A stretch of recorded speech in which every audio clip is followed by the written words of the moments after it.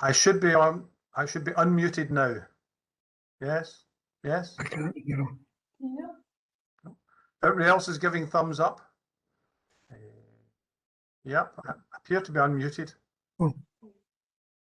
Are we? Shall I go ahead? Yes. Several thumbs up there. I was saying that it's a great privilege and pleasure to be here. And last year when we didn't have this, I certainly missed it. So thank you very much for the invitation. There is a verse in the Bible that says, where there is no vision, the people perish, but happy is the one who keeps the law. It started me thinking, if Inverclyde is the answer, what is the question? And I guess that depends on how we see Inverclyde, and that's why every one of you on this web call is so important, because you've been elected or employed to have a vision of what this community will be.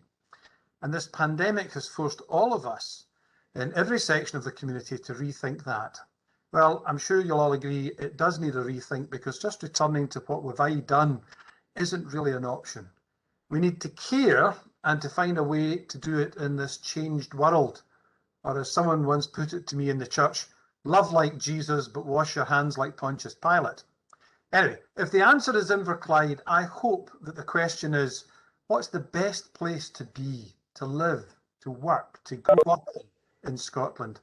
My prayer is that God will strengthen your vision too, for where there is no vision, the people perish. Let's pray. Loving God, we thank you for the miracles of science and medicine which have given us the tools to overcome COVID-19. Each one of us remembers before you the way it has laid waste to so much of our community life, and especially we remember those who have lost loved ones. And you have called us to continue to serve this area, to work to rebuild all aspects of the community, to help us to achieve great things here, to assist the poor, to educate our young, to build business and commerce, and for the civic life to flourish. So remind us, Lord, that the good things of life are not under any restrictions. Hope isn't restricted, faith isn't restricted, vision isn't restricted, and your strength to us to do the work of this council is never restricted. So take our aspirations, take our gifts, take our plans and visions, and give us the courage and the determination to achieve great things for you. God richly bless this council in all that it does. Amen. Amen. Thank you Thank you much. very much, Alan. Thank you. That was a most fitting prayer, and I do hope it guides us throughout the rest of the meeting at any rate.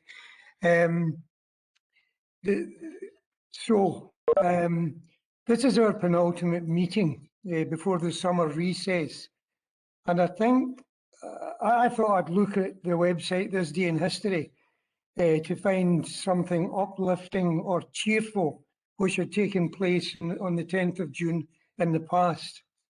Well, the very best I could come up with was that on the 10th of June 1937, Joseph Stalin executed 8 Red Army generals and began the Great Terror. But looking on the bright side, it is very unlikely that any of us will be executed during the course of this meeting. That's a promise. I mean, it's not a guarantee, but it is a promise. Okay, are there any apologies or declarations of interest? We have apologies from Councillor Wilson. Apart from that, I think we have a full house with all councillors present. Are there any declarations of interest? No. No. Right. Thanks very much. Thanks very much, Diane. With that, we'll go to the minutes of the meetings of the Inverclyde Council Committee, subcommittees and boards, which are to be submitted before this meeting. On page 90, the Inverclyde Council, I declare that this is a true record. Page 90, page 91, page 92, page 93, 94, and 95. The Audit Committee, 27th of April 2021. Channel. Provost. 91, Provost, aye. Provost. Sorry. Go ahead. Sorry. Go ahead. Page 91, Provost. I'd notified you before the meeting.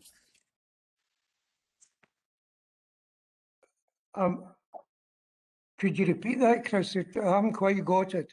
I had sent you an email before the meeting You saying did that send me an email about page 91. I couldn't see your name at all on the screen. It is there now. But in any case, Christopher, what do you want to raise? yeah, apologies, just because I know it's quite difficult to raise issues on the minutes in this setting, so that's why I thought I would just notify you in advance.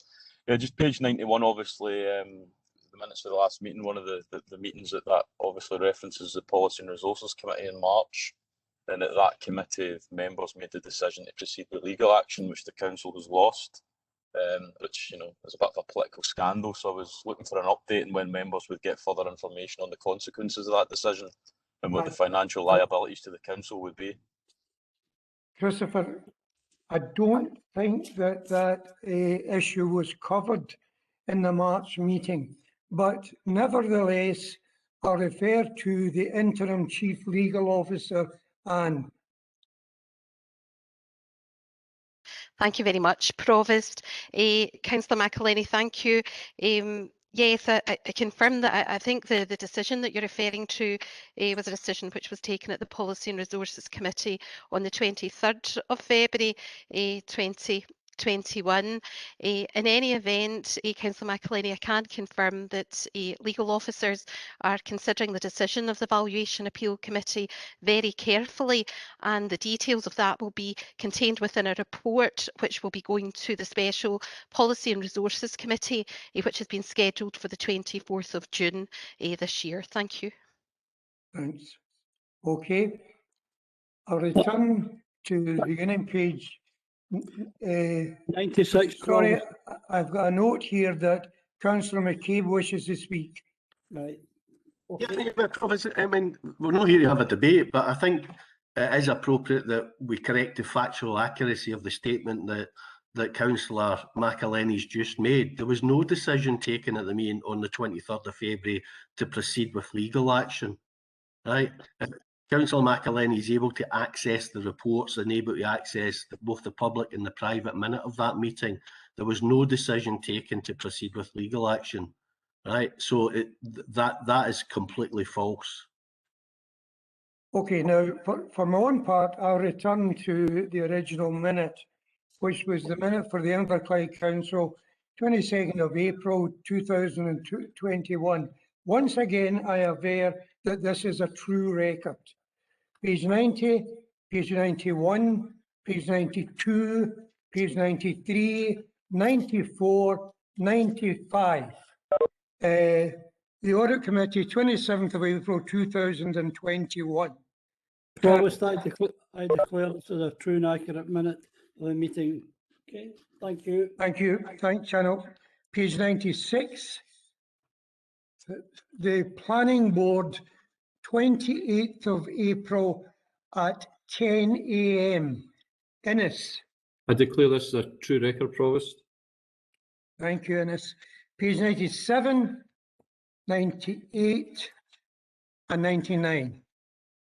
The Planning Board, Wednesday the 28th of April at 2:30 p.m. Innes. I declare this is a true record, Provost. Page 100, 101, 102, 103, 104, 105 and 106. The Health and Social Care Committee, 29th of April 2021. Robert. This is a true record, Provost. Page 10, thank you, thanks, Robert. Page 107, 108 and 109. Environment and Regeneration Committee, 4th of May 2021. Michael. I move this is a true record, Provost. Thank you, Michael. Page 110 and 111. The Inverclyde Council, 4th of May 2021. I declare that this is a true record. page 112, 113, 114, 115, 116, 117 and 118. The Planning Board, 5th of May 2021. Ennis. I declare this as a true record, Provost. Thank you, Ennis. Page 119, 120. The Local Review Body, 5th of May 2021. Ennis again. I declare this as a true record, Provost. Page 121, 122 and 123. The Education and Communities Committee, the 11th of May 2021. Jim. I declare this a true minute, Provost. Page 124, page 125, page 126, page 127 and page 128. The General Purposes Board, 12th of May 2021. Gerard. I declare this as a true minute, Provost. Page 129. Policy and Resources Committee, 25th of May 2021. Stephen. I move the minute as a true record, Provost. Page 130, 131, 132. Now, I do have one or two more recent minutes, and when I find them,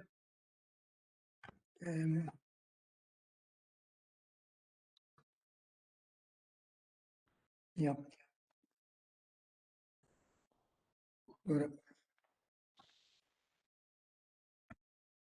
The Inverclyde Council, 22nd of April 2021. I declare this as a true record. Page 90, 90. Excuse me, I'm going over old ground here. I'm just going to quickly, I was given these minutes just before the meeting, and I think we've already done the council one. So we'll go to Local Police and Fire Scrutiny Committee, 27th of May. Tommy. Move this as a true record, Provost. Thanks, Tommy. Page 133 and page 134. The Planning Board, 2nd of June 2021. Ennis. I declare this as a true record, Provost. Thank you, Ennis. Thank you. Page 135, page 136, page 137, page 138, page 139, and page 140. Yes. The Local Review Body, 2nd of June 2021. Ennis again. I declare this as a true record, Provost. Thanks, Ennis.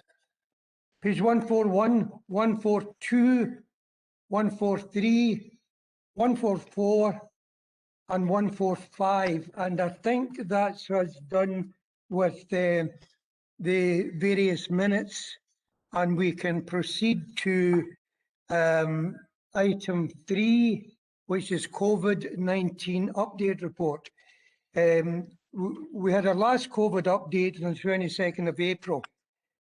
This one again is a comprehensive summary of the position to date, and it includes key messages from Audit Scotland's overview report. And with that, I'll pass over to Alan to elaborate on his report. Sorry, not Alan, Martin. Thank you, Provost. Provost, I'll just briefly run through, obviously the data in this report is just a few days old. There aren't any great changes, but if I can just maybe go through it piece by piece. So just in terms of the general rate of COVID in Inverclyde, you'll see that in 4.1, we stated that at the time of writing, it was 32 cases per 100k. At present, it's at 29, so it's fairly stable. It's kind of bouncing around between 25 and 30 in Inverclyde. And Unfortunately, the Scottish rate has increased quite dramatically. So last week it was at 66, it's now at 108 cases per 100,000. And the Greater Glasgow and Clyde rate overall is now up to 140 cases. So in general, unfortunately, it's a picture that's moving in entirely the wrong direction. However, we seem to be at the moment not too badly affected. The difficulty with the Delta variant, as we're now calling it, is that it can have a very quick effect in areas and can increase very rapidly. However, for the time being, we are fairly stable at sort of 25 to 30 cases per 100k. Vaccination, just a brief update. Vaccination is now of over 18s is now running at 79% for a first dose and 51% for a second dose. That compares with Scotland and GGC rates of 77% for first and in Scotland, 73 for first in GGC, and 53 for second in Scotland and 44 for second. So we're kind of, it's fairly easy. What we have seen, and we have spoken to the health board about this in some length, is we have seen a slight slowing down of vaccination in Inverclyde, and I think it's been affected to a degree by the understandable focus of increasing vaccinations in the south side of Glasgow. However, what the Director of Public Health has told us is that they are now making more second dose appointments available to our people. So that's now moved to an 8-week rather than a 12-week limit, and they've added additional appointments in. So if people have got an appointment 12, 13 weeks in the future, they can now go on and actually bring that forward, or rather 12 or 13 weeks after their first. They are, however, given in date order, so it will mean that some people in Inverclyde will get appointments given to them out with Inverclyde. However, it's a relatively simple task to go online or phone the helpline to get that changed if you need to. So that's where we are with vaccinations. You're probably aware that we had 2 additional drop-in clinics in Port Glasgow on Friday and on Greenock on Sunday, and there were over 750 attended the drop-in clinic in Greenock. I haven't got exact numbers for Port Glasgow, but it was certainly 300 or 400, so relatively large numbers. So unsurprisingly, given the Delta variant, people are very keen to get their second dose. And in fact, I can say I myself was at the drop-in clinic on Sunday, so and it was very well run, as always. So moving on workforce issues, Section 6 gives an update on up-to-date figures on attendance, as we have in all of these reports. Section 7 gives an update on support for business. Now, obviously, the main business support schemes are now closed and are currently undergoing final reviews and any final appeals. And total support payments thus far have exceeded £23 million over the period. And that's over and above, as we've previously said, non-domestic rates relief both last year and this year. Vaccination, I think I have covered adequately. In terms of testing, we still have drive-through testing at Parklea, we still have walk-in at Crawfordsburn, and we still have the asymptomatic testing site at Bogelston. People can now pick up lateral flow devices from either Crawfordsburn after 3:30 in the afternoon or from Bogelston. And as of some point this week, I haven't got an exact date, but the lateral flow kits will also be available from community pharmacies, and you'll be able to find out online which community pharmacies are taking part in that project. Okay, moving on. Obviously, it won't surprise you to know, as we've moved through the levels, that we have continued to carry out quite a number of advisory and enforcement visits. Quite a lot of the focus of late has been on the possible showing of games in Euro 2020, Euro 2021, I suppose it is now. and we've been advising pubs and hospitality venues on how they can do that safely. Health and well-being, no real update, albeit you should be aware that I have said in the 11.1 that expanded contact tracing is taking place to include contacts of household contacts. That is now slightly more limited and simply a reflection of capacity. And I think that the expanded contact tracing is now being done more in areas where the rate is particularly high rather than in every case. 12.0 covers streaming of funerals. Very little to add to that other than that is now operational and the first funerals have been streamed. Section 13 covers cruise ship visits. Now, there's obviously been some movements on that since this report was written. Last week we were unclear as to the position. We now are clear as to the position that Scottish Government has said that there will be no cruise ship calls until the whole of Scotland is in level 1. Now that could be some significant time, if I'm honest, looking at the way the numbers are going. But that's Scottish Government's position. So unfortunately we won't be seeing any cruise ships in Greenock for some time, I don't think. Section 14 is the local government overview, which covers largely how local government has dealt with the pandemic. The report was released on 27th of May, and I've included a link to the report in the committee report. There are a number of case studies in the report, including one for Inverclyde on how we did early financial planning to cope with the pandemic. Happy to take any questions on anything in the report. Thanks very much, Martin. Thank you. We have a comment from Natasha. Thank you, Provost. I hate to say it's more than just a comment. As soon as I typed that, I thought I should maybe put comment and questions. First of all, just on section 12, just want to say it's really good to see that 12 months into the pandemic, we finally got streaming of funerals. I think this should hopefully mean that people that maybe can't get there in person, either because they're stuck in an area where they're not allowed to travel out with, or maybe if they're not within the numbers allowed. I think that's a really great thing to have. My kind of comments is just more so about the actual vaccination itself. So under 40s are not meant to get the AstraZeneca vaccine. And I know that we're saying that, I think you said it was 79%, it says 77% currently in here, but I think you said today 79% of over 18s have been vaccinated. My question is, I've had it put to me that some people have shown up, get the vaccine, and they've been offered AstraZeneca even though they're under 40, and this is when it's currently under 30s.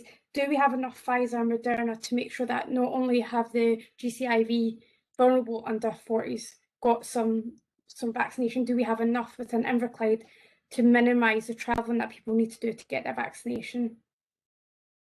So you, Provost, I think probably what I should probably say is there's very little vaccine in Inverclyde. It's brought in on a kind of daily basis, so it's brought in for each clinic. So effectively, GGC are holding the vaccine centrally. However, I did, as I said earlier, I asked Linda de Castiger, who's the Director of Public Health, a number of things about vaccination, and she has not indicated any issues with the Pfizer, other than that they are currently putting plans in place to bring forward vaccination for 18 to 29-year-olds across GGC, and that stage will depend on vaccine supply. So they're just looking at how that will be possible, because obviously that will depend on having sufficient Pfizer and Moderna vaccine. But certainly over 30s, there's no indication that there's any issues. Okay, no, that's good to know. Thank you. And my final point was just, if you indulge me, Provost, is looking at the testing. The drive-through test facility at Parkley is operating every second day. Very aware that the Delta variant now makes up 91% of cases across the UK. Do we have the capacity to step this up if we were to have an outbreak within Inverclyde? So again, through you, Provost, there's been a lot of work on how to react to sort of surges in terms of numbers of cases, and there's been a lot of exercise. We can learn a lot from the experience of certainly Glasgow, Renfrewshire, and everywhere where they have had significant surges. What they've done is they've either increased the number of sessions at testing sites that are already there, or they have brought in additional capacity. So I'm relatively confident that should we have a serious problem, we'd be able to get additional capacity in. I think certainly in the south side of Glasgow, they had an additional 7 mobile testing units brought in fairly short order. So the capacity in the systems, there's a lot more capacity there now than there was even sort of 2 or 3 months ago. That's great. Thank you so much, convener. Sorry, not convener. That answers your question then, Natasha. Yeah. The channel has a question. Provost, I thought Stephen was in front of me. No. Okay, I'm quite happy. Okay, just I've seen his name up. First of all, I've got a couple here. It's the cruise ships. Cruise ship was stopped coming in here, and yet if it went into Liverpool, everybody could have come up here by train, mixed with everybody in the train and come down to Greenock, and nothing happens. They don't tell us. And yet, we've been told the Scottish Government are saying once everybody's down to 1, then that's fine. Well, Glasgow isn't down to 1, and we've got people from Glasgow travelling up and down here every day who stay in Glasgow. Surely we've got to try and get this thing sorted out. One, a cruise ship's booked up well in advance, and that was a cruise round Britain, which is a good chance that most of them were in the lower levels and at least had JAGs, and I think most of them would be checked for that in the boat. So I find that was wrong to do that, because it didn't help us, and it didn't help the people on the boat or the people run the boat. Another one is about JAGs, and I can honestly say this to Martin, I can't thank the staff in our area working, but there's people in this area at 73 who haven't had their first JAG. There's other ones in their 40s who haven't had their first JAG. In fact, one of them ended up in hospital and been in a wee while, getting better, and she's going to be JAG'd in the hospital now because she had to ask. Surely that's something in the hospital, all hospitals, they should be looking at.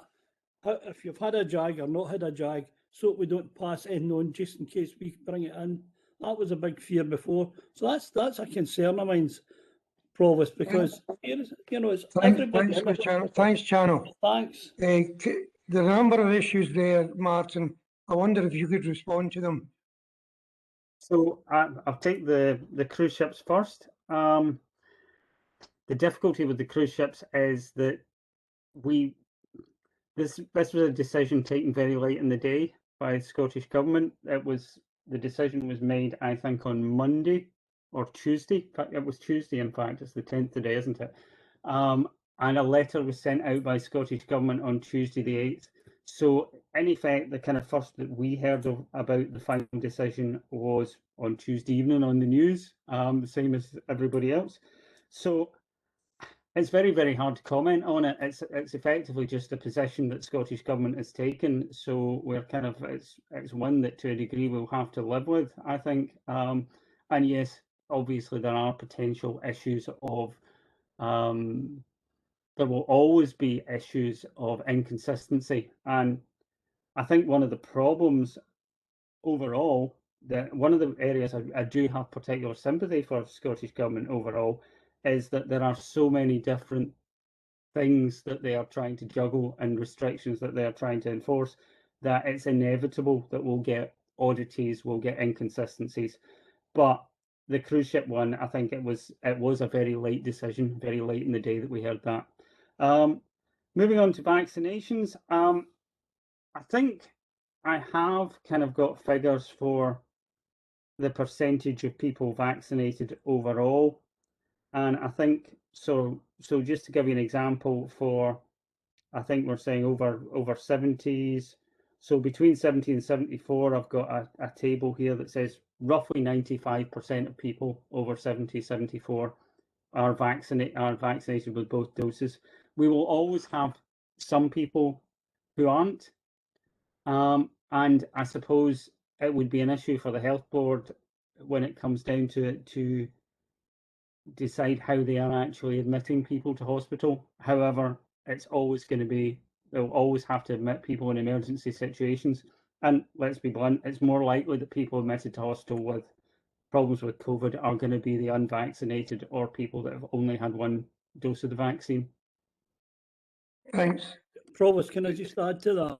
Yeah. I'm talking about if you phone your own doctor, they can't tell you anything.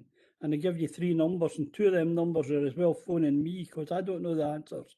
And you get one that works, and they're still left. They don't know what to do, and that's the sad part. We've got to. You're right, Martin. We've got to work and get this working. I've heard that myself, Channel. Yeah. I'm not sure that Martin is in a position to. I don't think he's in that particular loop. Martin. I think some of the problems might be that there are a number of ways in. So you can get into the system through NHS Inform, which will enable you, if you are computer literate, will enable you to rearrange a vaccination appointment. But you have to have your username, which you get on your vaccination letter, and you have to also have a password. So that could be challenging for some people, I appreciate. Other than that, I have experience myself of phoning up the helpline, and I did eventually get through, and I did eventually get things sorted out. But yes, it could take a very long time, and that's unfortunately that's a national helpline rather than, that's not even GGC. So it's a national helpline that is giving you a reappointment. So it's bound to be challenging if there's a lot of people trying to get through to it. Thanks, Martin. Chanod, I don't think that's within the council's remit to alter that, but I had much the same experience. Thanks, the next question is from Jim McElhaney. Provost, Natasha's wanting to come in on that previous topic. I'm happy to forgo and let Natasha go before me and Graham. Well, Natasha's spoken already, but Natasha. Yeah. Well, thank you, Provost, and thank you, Councillor McElhaney. It was just to say, Councillor Rebecca, I will send you a number that I got given, and it was very helpful, and it's a Greater Glasgow and Clyde number as far as I'm aware, but they were really good at telling me where surplus was and rearranging the appointment. So I'll send that to you, but I found them to be very, very helpful, and it opens 6 days out of the 7. So I'll pass that on, and if anybody, I'll just CC everybody into it, and then everybody has that number. Okay, thanks very much, Natasha. And Channel, Natasha is the answer, and she will email the answer to you. I see what you said earlier on, Provost, that you'll not shoot MD or kill him a day is actually working. We're now getting answered very quickly. Thanks. Thanks, Sharon. Jim, do you really want to speak, or is there? Yes, I is do. There somebody in Beath who you'd like to speak before you? No, I'm quite happy to go now, Provost, with your indulgence. Ready to go? You happy with me? Thank you very much, Provost. I've got a question on communications. I'm happy to be corrected if this is not the case, but it's my understanding that previously, if we've had any cases in our schools, then elected members would be notified of that and whatever actions being taken. So I was quite surprised and alarmed to find from another source that we have indeed had cases recently in one of our schools, and we've got obviously a class isolating. Can I just ask as to where the breakdown in communications has been that we've not had that information? I'm not sure if Martin, if you have an answer or a response to that. I don't, because that would be sort of education, so possibly Ruth could maybe enlighten us. I saw Ruth earlier. Yes. Is she still here? Through you, Provost. Thank you, Ruth. Previously we had sent it out through the daily briefing. So there are a couple of schools where we're just beginning to have a couple of classes going home. Apologies if it hasn't made it onto the briefing, but it's become just a par for the course at the moment, that we will be constantly contact tracing. So I can speak to George and make sure that we get the updates on the daily briefings to keep you informed. Okay, Jim. Yes, thank you. Graham. Thanks very much, Provost.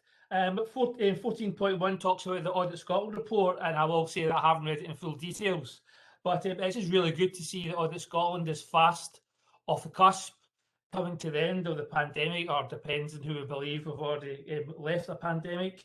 The question I have, Provost, is the final bullet point talks about ongoing learning, which obviously I'm sure we're all very grateful to Audit Scotland that going through the pandemic, we do want to learn from what we've done and obviously be able to be in a better position in the future. But my question is regarding antisocial behaviour. We handled antisocial behaviour in a certain way due to the pandemic, and nobody's been criticised. But I wonder if officers can comment, is that something we would do differently? Is that a learning curve that we've learned that we didn't really put priority into antisocial behaviour when maybe we could have? Martin, this is a question on the Audit Scotland report. I think probably it's one for me, whichever way you look at it.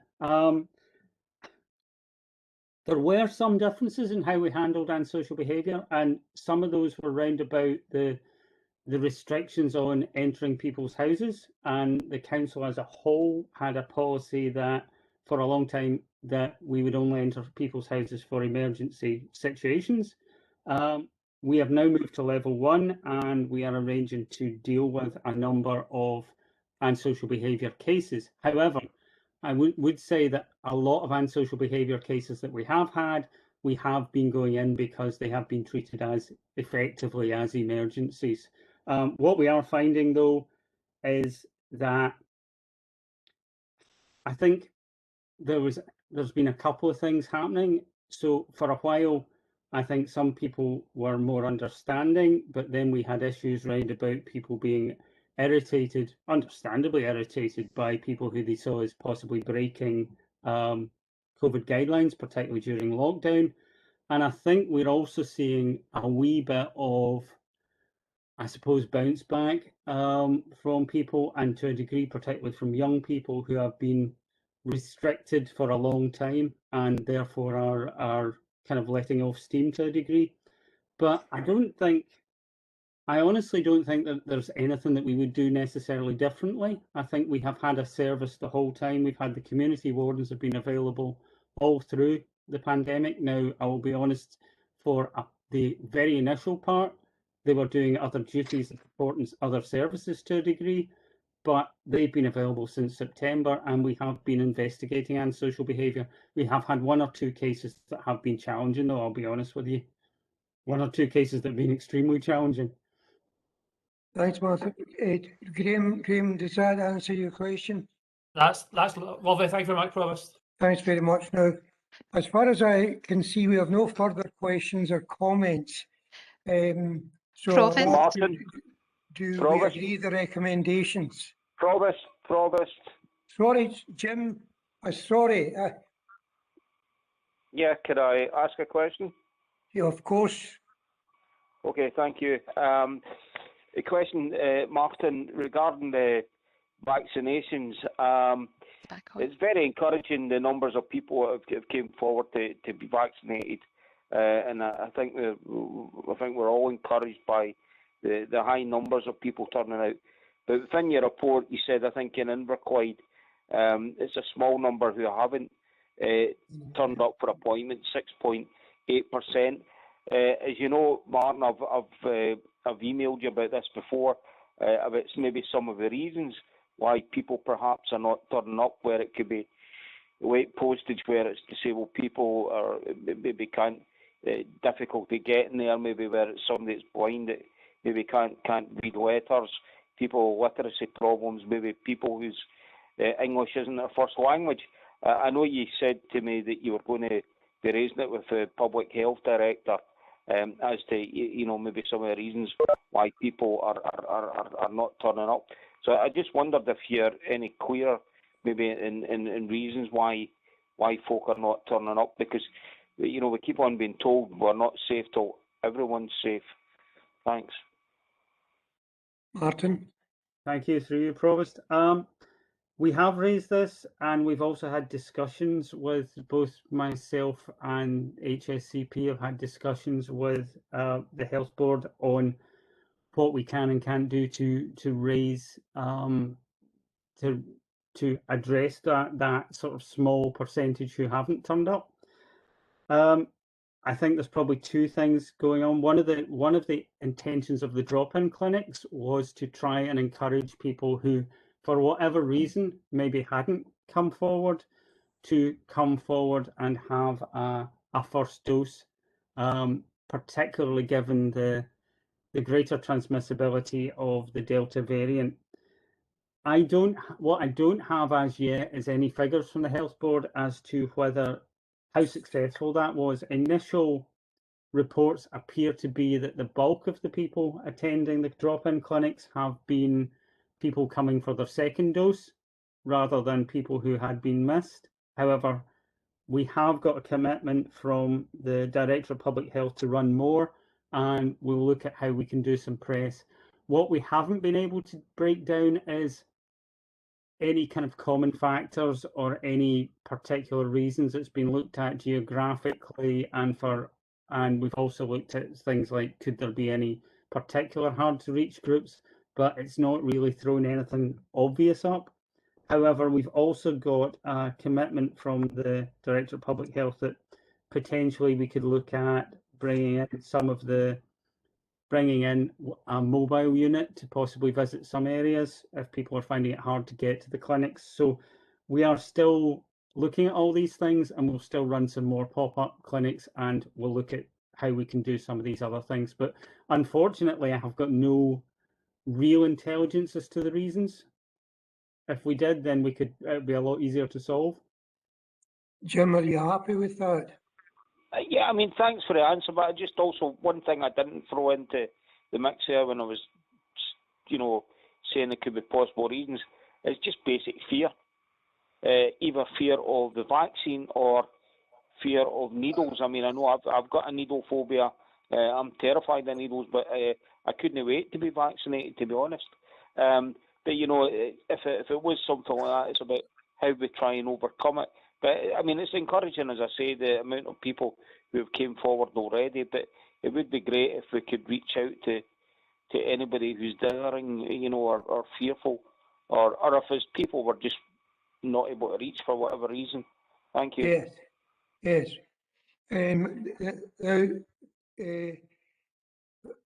Before I move forward on this, let me apologise to Jim. I overlooked you. It's an oversight that I won't make again for the next time probably. But we have answered all the questions here that have been submitted in the chat function. Can we proceed to the recommendations? Do we agree the recommendations? Agreed. Agreed. Right, thank you very much. Thank you very much. Provost, I'm sorry to interrupt. I wonder if I can just highlight that Councillor McVeigh has lost connectivity. We have officers, in fact, I see that Councillor McVeigh has just reappeared. See. That's great. Right, so that's fine.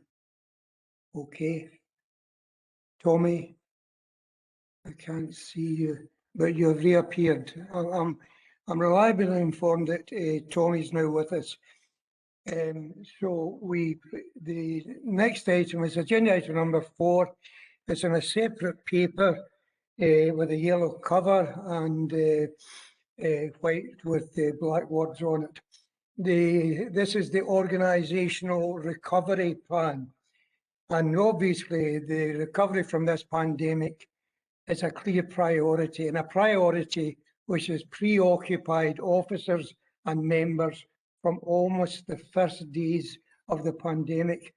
I understand, Martin, you are hate again. Is that correct? It is correct, Provost. I'll be very brief.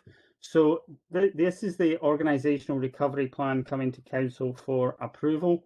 However, the key part of the plan is the action plan, and the action plan of both the organisational recovery plan, which is here for approval, and the Partnership Recovery Plan, which is here for noting and will go to the Alliance Board on Monday, both of the action plans have been to the Policy and Resources Committee, and prior to that have also been seen by the Members' Sounding Board for Recovery and by the Members' Budget Working Group. So many members will be familiar with the content, so I'm not going to add a great deal to this, but happy to take any questions. I think first of all, I'll correct my previous mistake and ask Jim to comment or ask a question. Councillor MacLeod. Thank you, Provost. Martin, on page 32, under impact on the economy, it talks about the impact due to the COVID-19 pandemic last year and into early this year. I just wondered if in the first 6 months of this year, obviously since the transition from Brexit, I just wondered if we have any figures or any impact that we're aware of with regards to the Brexit as well. Martin. I think it's probably not my area of strength. However, what I would say is I think it would be really, really difficult, as it has been for a while, to actually tease these two things apart and say what part is down to what part's down to the pandemic and the lockdown and what is down to Brexit.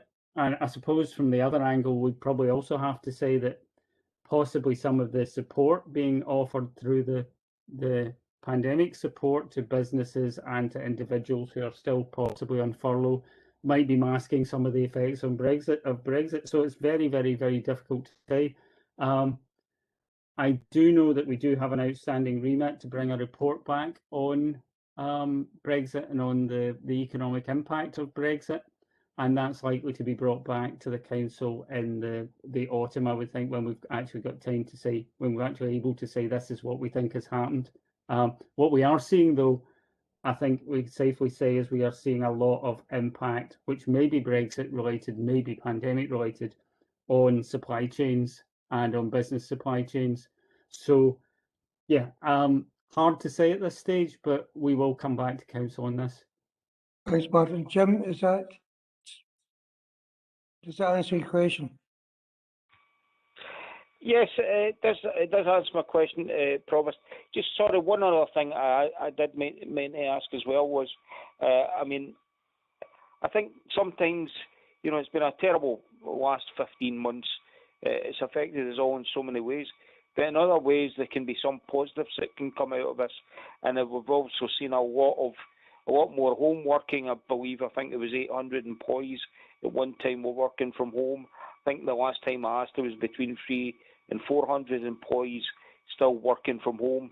That obviously with technology, with the way we do things, particularly for people who are office-based, that maybe moving forward in the future, there is maybe perhaps all sorts of savings that the council could make from more people working from home. So I just wondered if that is something else it would be looking at within the recovery programme. Can you comment on that, Martin?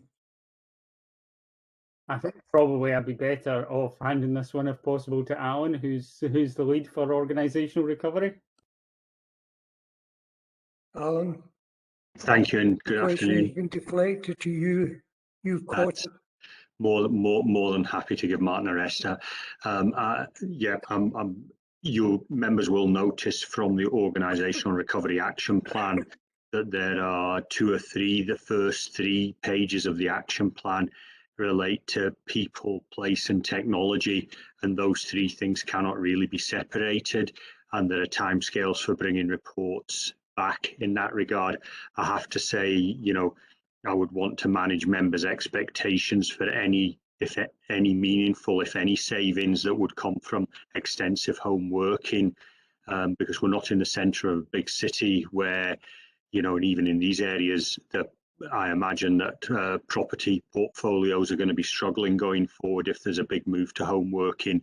regarding savings, but certainly from an HR perspective, an employee perspective, there will certainly be advantages in some sort of hybrid working going forward, but reports will be brought back to members at the appropriate time. Thanks, Alan. Jim? That's fine. Thank you, Provost. Right. Thank you, Alan. Thank you, Martin. Graham, you have a question. Thanks very much, Provost. Yeah, the recovery plan is very detailed and very clear, and on 2 occasions it talks about the Office CMP and HR support and for employees.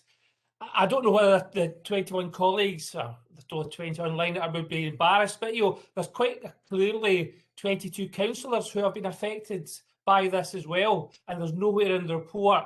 I'm also aware that in 11 months' time we're going to have potentially 22 new councillors. I just wonder if officers have got any comment about where you're bringing in your thinking to give support to the elected members. Support for elected members, Martin or Alan? So I wonder, I suppose that's possibly one that I would be better saying to Councillor Brooks that we'll take away and come back to him on, because I would need to talk to a number of colleagues about that specific point and what can and can't be done. Right. Happy with that, Graham?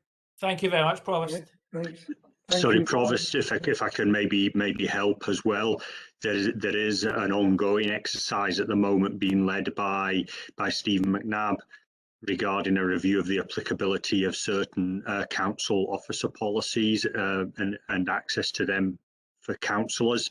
And that work is captured in another action plan, from what I remember. So that would depending on the outcome of that would maybe assist in directing some of the policies that would benefit members, but that will come back to members for approval.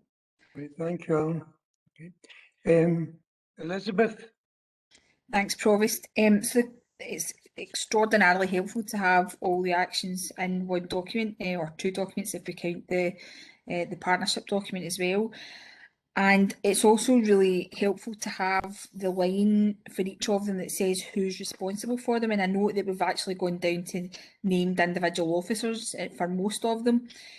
But I really just wanted to kind of double check about that kind of day-to-day who's het for making sure that things are progressed and overseen on a line-by-line basis in these reports, because obviously we get them reported to us and we get to look at them in their totality, but on that day-to-day progressing things for each of the lines, is it genuinely down to those individual officers, or do they kind of homologate up into groups that are looking at moving them forward?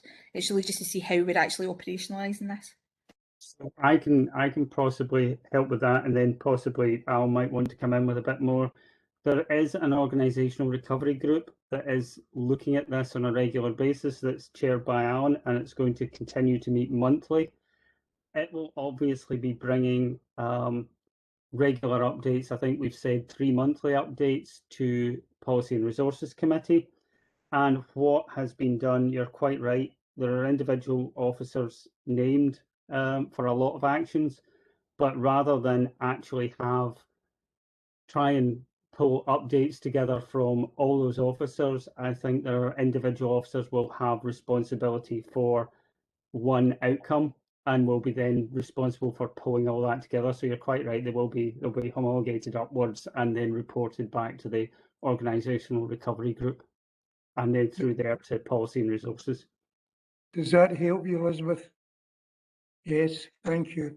Now, in the absence of any further questions, and I'll check that there are no further questions, no further commentary.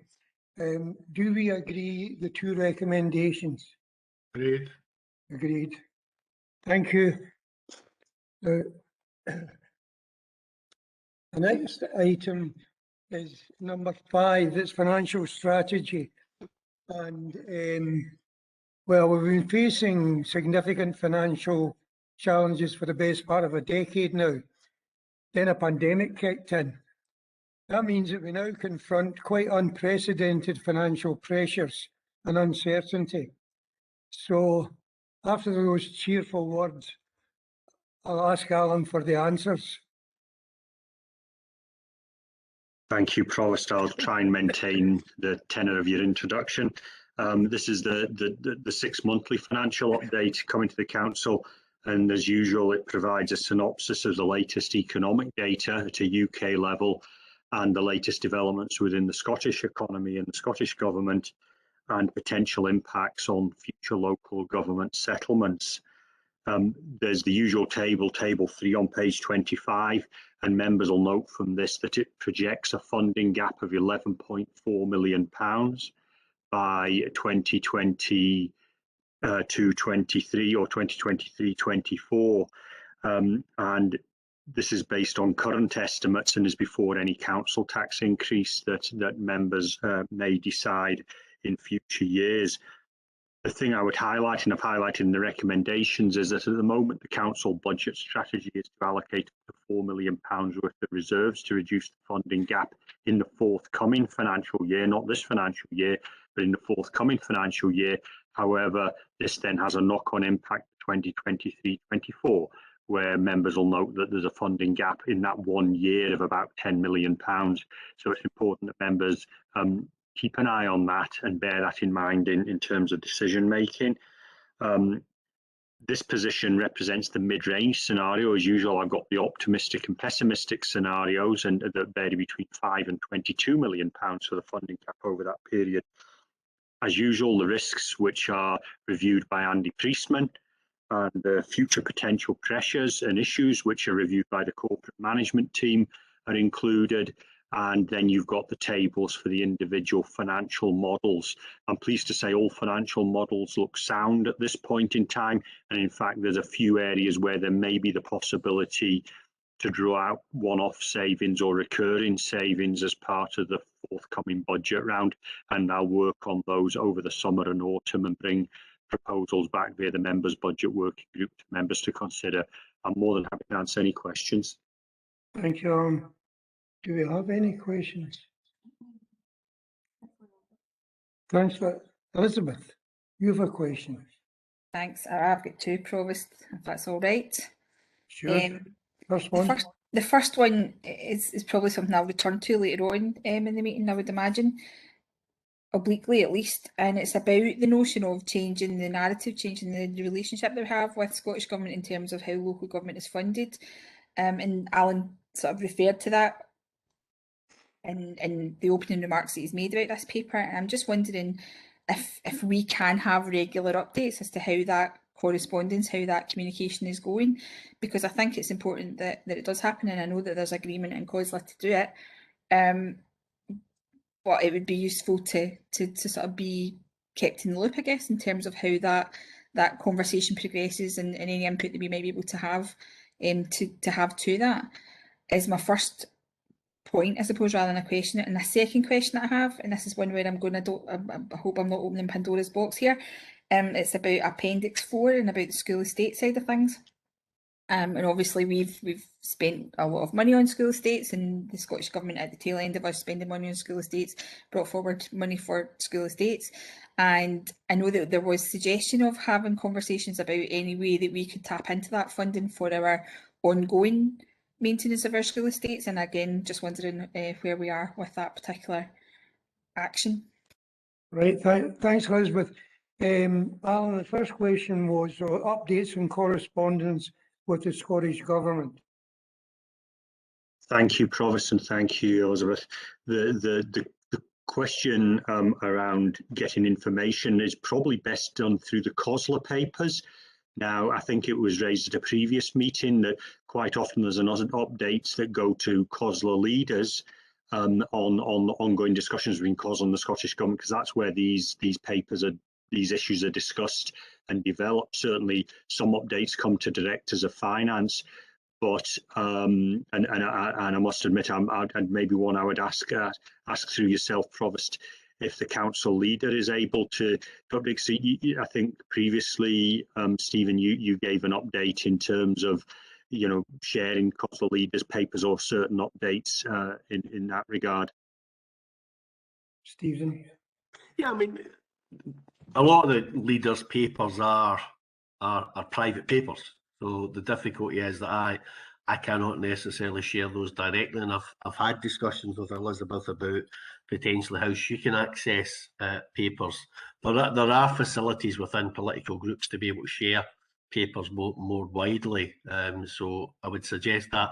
But I mean, I've obviously raised at the Members' Budget Working Group issues that have been discussed at CLOSLA's leaders, and it's maybe something we can discuss at the next meeting of the Members' Budget Working Group, is how we, because I know when there's a major outstanding issue around the PPP service charges and how we might be, and we've got that on our agenda for the Members' Budget Working Group. So as I say, it's something we could maybe discuss at the forthcoming meeting of the Members' Budget Working Group as to how we keep an oversight on these particular issues. Okay, Elizabeth. And your second question was on the school estate, wasn't it? Yes. I'll revert to Alan. Thank you again, Provost. Yeah, at the moment, there are the next developments around the funding of the school estate are called the LEAP model, which is a new type of model which is causing a degree of debate between the Scottish Government and councils, where it seems to be the method that seems to be gaining favour going forward, where councils make the upfront capital investment and thereafter the Scottish Government provide an element of support funding based on outcomes. And it's the risks around that which are unsettling some councils, that they've got to put 100% of the capital funding in the hope that over the next 20, 25 years, they will get an element of their loans charges paid because they will hit environmental standards, academic standards and things like that. So that work is ongoing, and those projects, there was the first announcements around those. At the moment, I know that Eddie Montgomery is doing a comprehensive review of he needs to update the school estate strategy, not only for condition, but looking at the future roles and matters like that. And I'm sure that will be reported back to the Education Communities Committee in due course. And looking well into the future, ultimately in probably in about 10 years' time, the first loans charges from the initial school estate strategy will begin to drop out, and that then will free up existing resources that potentially could be reinvested. But that is probably a good decade in the future. Thank you, Alan. Are you happy with the answers, Elizabeth?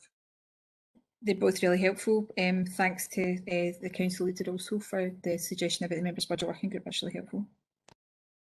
Thanks. Now, in the absence of any further questions, can we Provost. go to the recommendations? Provost. Sorry? Provost. My God.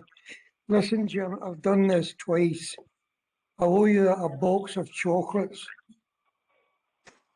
Make sure our diet chocolates in, would you please? Nothing else.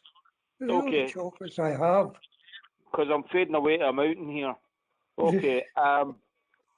My question for Alan is on page 38, and it's about equal pay. In the issues and potential impacts, it says, in fact, sorry, it's not got Alan, it's under Stephen, responsible officer Stephen McNabb. But provision for outstanding claims may not be sufficient.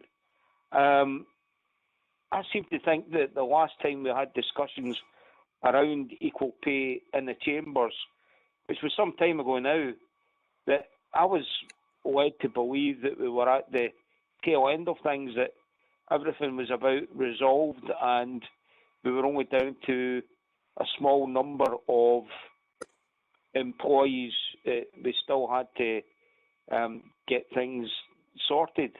Now this would imply that there's still issues around that. Could maybe get some clarification on this, please. Thank you. Alan? Yeah, I'm happy to provide an initial commentary, and then maybe if Stephen is able to sort of, you'll have more granular detail. But yes, I mean, the issue of equal pay is greatly diminished from where it was a number of years ago. and as a result, the risks and any negative potential financial impact is far lower than it was. And so whilst the words maybe haven't changed too much over the years in terms of this pressure, certainly the quantum will have.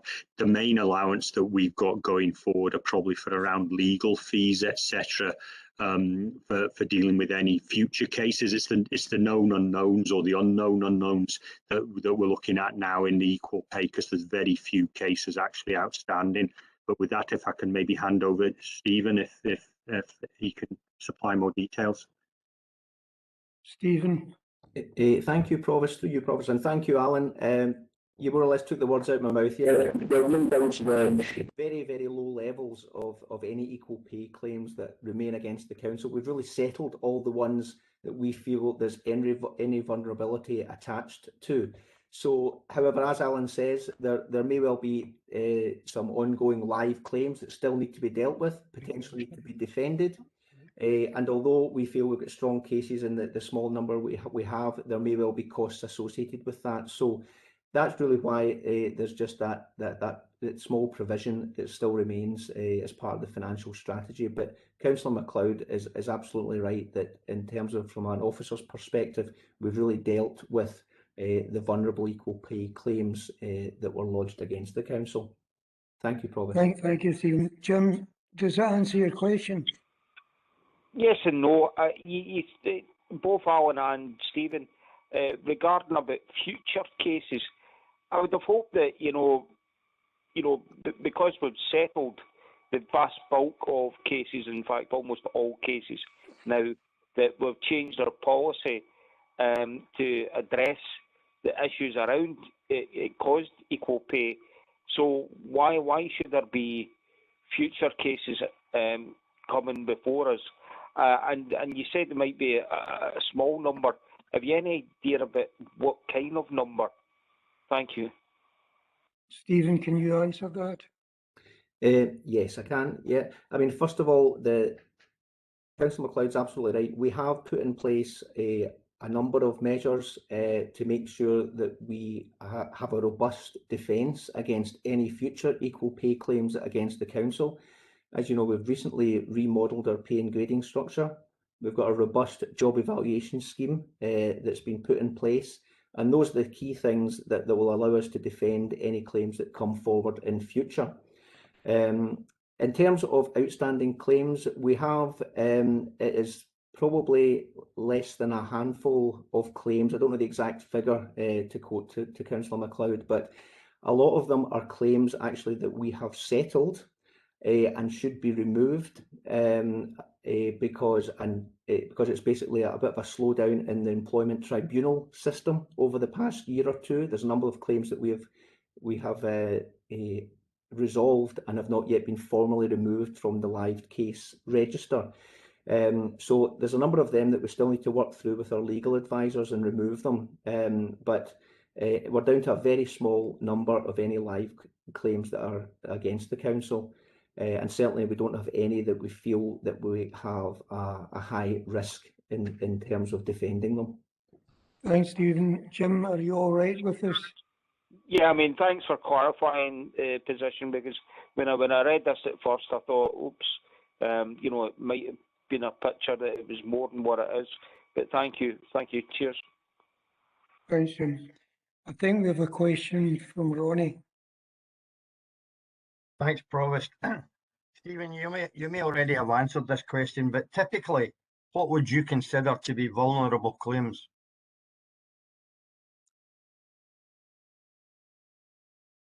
A vulnerable claim is where we are, I suppose, we're unable to defend such a claim. I mean, an equal pay claim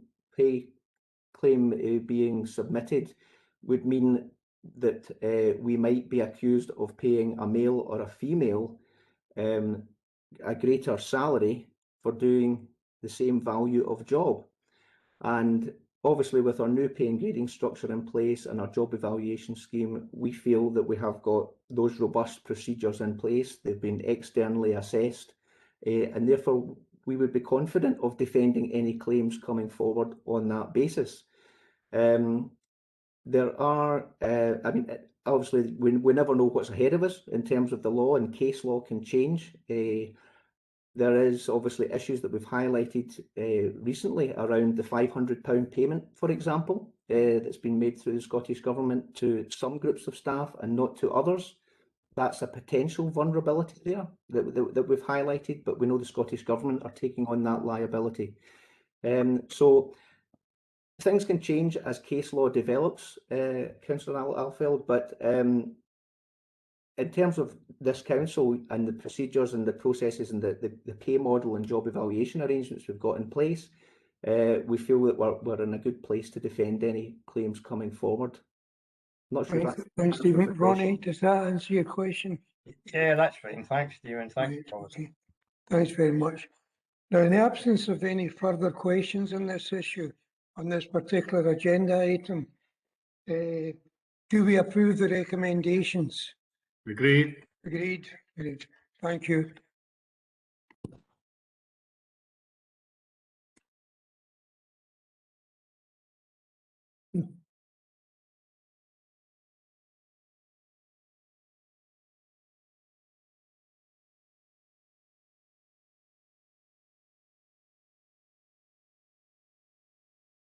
Excuse hiatus there. This is agenda item number 6. It's a cycle of council committees, subcommittee and board meetings to June of 2022, when there will be a new council. You'll notice that the changes have been kept to a minimum and that there are no full committee meetings in May 2022. The timetable is designed to avoid, as far as possible, meetings during the school holidays, although there is an August P&R specifically for matters arising during the summer recess. And with that, I'll hand over to Anne. Thank you very much, Provost. Yes, this is a report setting out the proposed administrative arrangements to June 2022 and seeking approval for the schedule of committee cycles set out in Annex 1 to the report. You'll see that we've tried to keep it as similar as possible to previous years. Basically, the timetable is based on a cycle of 5 meetings of thematic committees, the Audit Committee, Police and Fire Scrutiny Committee and the Council, and the Planning Board and the General Purposes Board as regulatory committees have set dates each month for the determination of applications. As in previous years, a number of pre-agenda meetings, in particular the August Policy and Resources Committee and a number of Planning and General Purposes Board meetings are scheduled to take place during the school summer holidays, and it's not proposed to make any changes to those for the reasons set out in the report. As the Provost pointed out, it's proposed that there will be no meetings of the Council in May, and that there were no meetings after the council meeting on the 21st of April until the statutory meeting on the 26th of May. So there's an election on the 5th of May, and the council must hold a statutory meeting within 21 days of that. We're proposing to hold that on the 26th of May. We're proposing some minor amendments to times of committees, and that's really for operational reasons and for ease of business. I should also point out that in terms of paragraph 5.2, we're looking to deal with an outstanding remit from the Council in relation to the Education and Communities Committee, whereby officers were previously asked to consider the possibility of separating the committee into 2 separate committees. Since March of this year, the committees have been sitting at separate times at 1 p.m. and 4 p.m. and that appears to be working well, and accordingly we're not proposing any alteration to that for the final year of the administration. So in terms of the recommendations, I'm looking for the committee today to approve the proposed cycle of Council Committee, Subcommittee and Board meetings as set out in Appendix 1, and separately to approve that no changes are made to the current Joint Education and Communities Council, and that the matter is considered by the next Council administration as part of the overall review of meetings. Thank you, and I'm happy to take any questions. As Anne said, she will take any questions. Are there any questions? Elizabeth. Thanks, Provost. Obviously, we'd asked for education and communities to be considered to be separated. Don't have an issue with keeping things as they are. I take on board the point of not doing anything now until the new administration, but also just to put a request out that we keep sight of this, that we don't lose sight of it, and that we just remain agile, that if something does happen and we do feel we need to change it, that we can possibly look at it again, but no issue with the recommendation as it currently stands. No issues with it, right? Right, Elizabeth. Jim McLeod. No questions, thanks, Provost. Questions. Are there any further questions? No, I don't see anything in the chat, so we agree the recommendations. Agreed. Agreed. Thank you.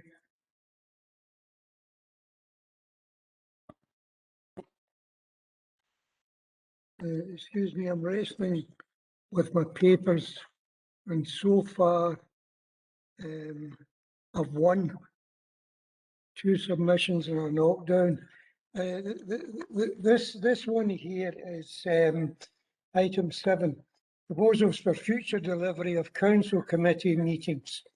Right. In December 2020, we agreed that by June 2021, we would have a report on options for a return to some kind of normality. The present arrangements are far from ideal, but given the continuing restrictions and social distancing, personally, I can't see any other practicable alternative. I also think it's worth remembering that the systems in place are there to keep us alive, or at least to prevent serious illness. But with that, I'll hand over to Alan. Thank you, Provost. This report sets out proposals for the future short-term delivery of council committee meetings and reflects the consideration by the Strategic Leadership Forum. Members will be aware there are a number of specific issues which have to be considered in developing proposals, and some of these do sort of conflict with one another because, like everyone in society, there are different views from officers and there'll be different views from members. Some members want to move to physical meetings very quickly, others want to remain remote. Some want meetings recorded, others don't want meetings recorded.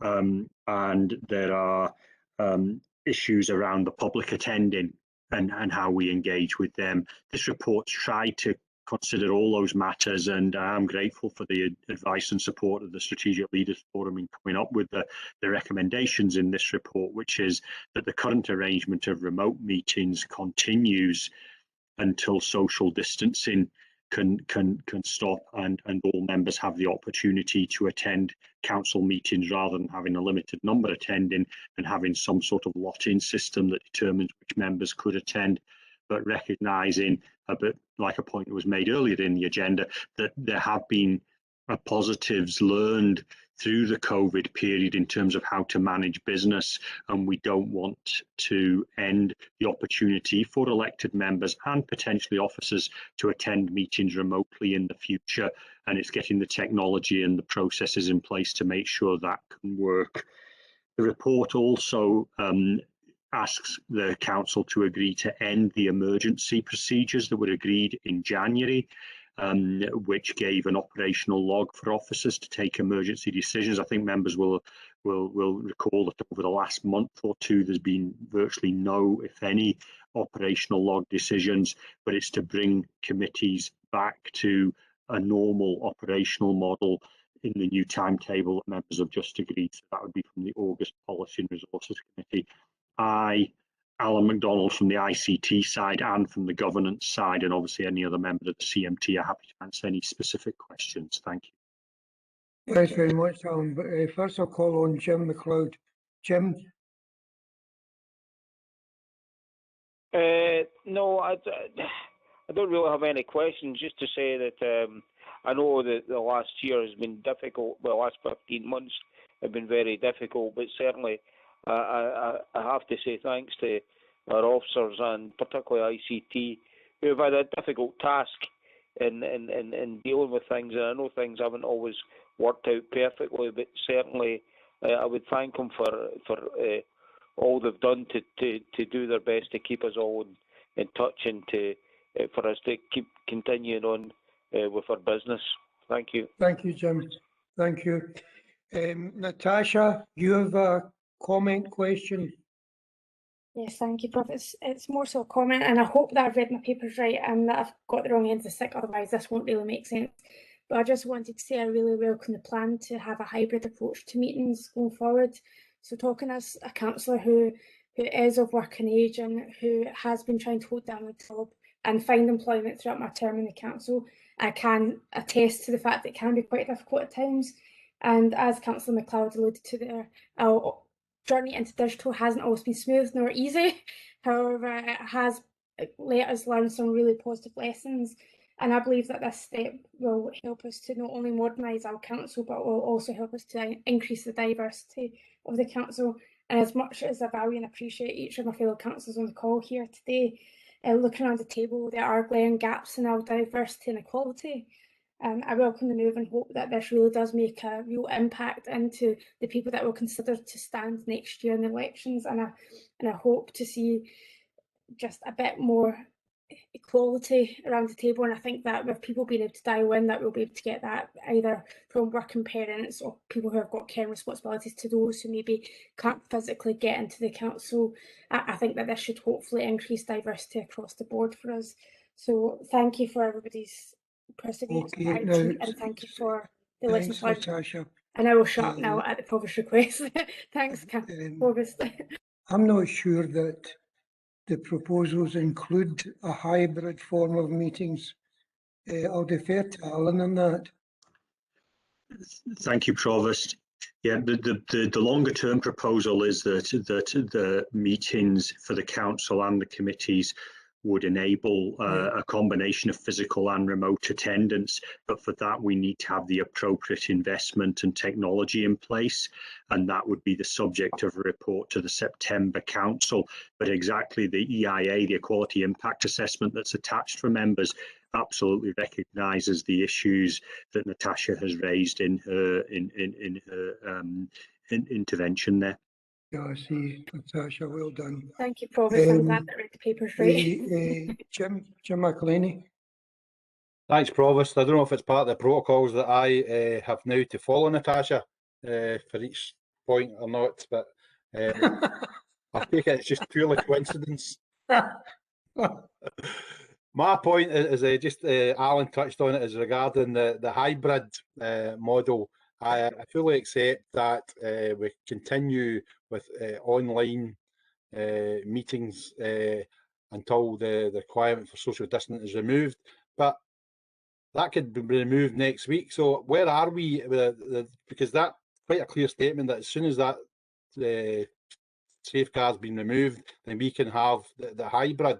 So I want to know where we are with the infrastructure going forward on that, or are we not going to be immediately able to have that hybrid? So are we going to get the option to say it's a full face-to-face scenario, or we're going to have to continue because we don't have that infrastructure with the online system? That's my first point. My second point is regarding the streaming of meetings. I think this is an ideal opportunity for the council to progress the possibility of a partnership with West College Scotland, because they have an IT department that run courses on this type of thing, just to see what could be explored. Obviously, it would be a contracted service of sorts, I'd imagine, but obviously maybe get it cheaper than going to the market to get a professional company in to do that particular thing. So it's just to suss out the thoughts on the points. Thanks, Jim. Alan, the two questions there, one on hybrid meetings and a date for them, and the second one is in streaming facilities, possibly using other agencies. Okay, thank you, Provost, and thank you, Jim. The SLF gave a clear indication that they wanted officers to be ready to move to the hybrid model as soon as it became possible. Now, if it was to happen tomorrow, we would struggle to do it as well as we hope to do it. It's about it looking properly, and all members, whether they're in their chambers or at home or wherever they are, feeling equally engaged and involved in the meeting, because I know understandably there has been concern that where members have attended, and it happens with officers as well, that where they do attend meetings remotely but a number of other people are attending physically, they maybe don't always feel as engaged and remembered that they're there. So we do want to try and make sure that works. But Alan and his team are working with Eddie Montgomery to look at what can be done in the chambers.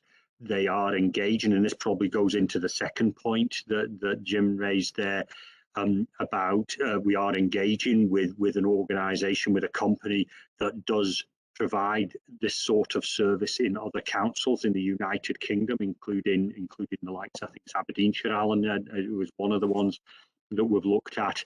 And to see what the art of the possible is within the chambers, because it's important that there's no reduction in the quality of the experience that councillors have as well. Certainly we can have a chat with the college, West College Scotland, and see what they can do. But that will form part of my September report, which will have financial implications attached to it, which members will need to decide, because I'm aware that not all members are in favour of recording or live streaming meetings, and it's important that officers get a clear steer. Thanks, Alan. I've just rephrased Jim's question. Is the hybrid model ready in the near, or will it be ready in the near future?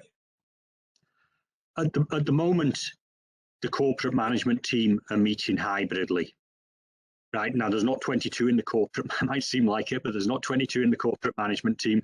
But we do have some corporate management team members and individual officers who come in for specific items. They attend remotely, and then about 5 of the corporate management team attend the council chambers. So that works, but it's when you get the complexity of streaming and recording, it doesn't look very good. It's not a great experience. So yes, you could have a meeting, but you wouldn't be able to stream or record it. This is where, as I said, there's a number of strands that don't sit easily together. So what we're aiming for in the longer term, subject to members agreeing, because it's down to members to decide what how they want meetings to be conducted, is that we have the opportunity going forward for not everyone to physically attend, whether it's officers or members, and that we can record and or live stream meetings, and they look pretty professional when they go onto YouTube or whatever it is that they're shown. Because I don't think any of us want the meetings to go up and not look great, because it doesn't reflect well on the council. So that's the utopia we're aiming for. So the short answer is, if we had to do it, we could do it, but members, I wouldn't want you to think that's the finished article. Okay, thanks, Alan. Okay, are you all right with that, Jim? Yeah, thanks very much. That's most helpful. Just the final point is a comment. I would like to thank the officers for the considerable time and effort they put in to get all the previous recordings uploaded onto the website. Thanks very much. Thank you, Jim. Gerard. Okay, my question is basically relating to the fact that we're using WebEx just now with the hope to migrate to Microsoft Teams. Do we have any outlook on when that's going to happen? And secondly, until such times as it does happen, can we ensure that IT support is on hand, like some IT officer dialing in with the meetings? Because at a general purposes meeting yesterday, we had a kind of few people were lost, shall we say. Okay. Okay, Jerry, I'm not sure who wishes to answer that. Alan? I'll go first on the specific point around WebEx and Microsoft Teams, and I'll pass over to Alan on yesterday's events, which I think Alan did issue an email to councillors to explain what happened there. I mean, yes, the plan still is that the migration to Microsoft Teams will start around about August time. We're just investigating with Scotland Excel and the Scottish Government and the Digital Office the best procurement route.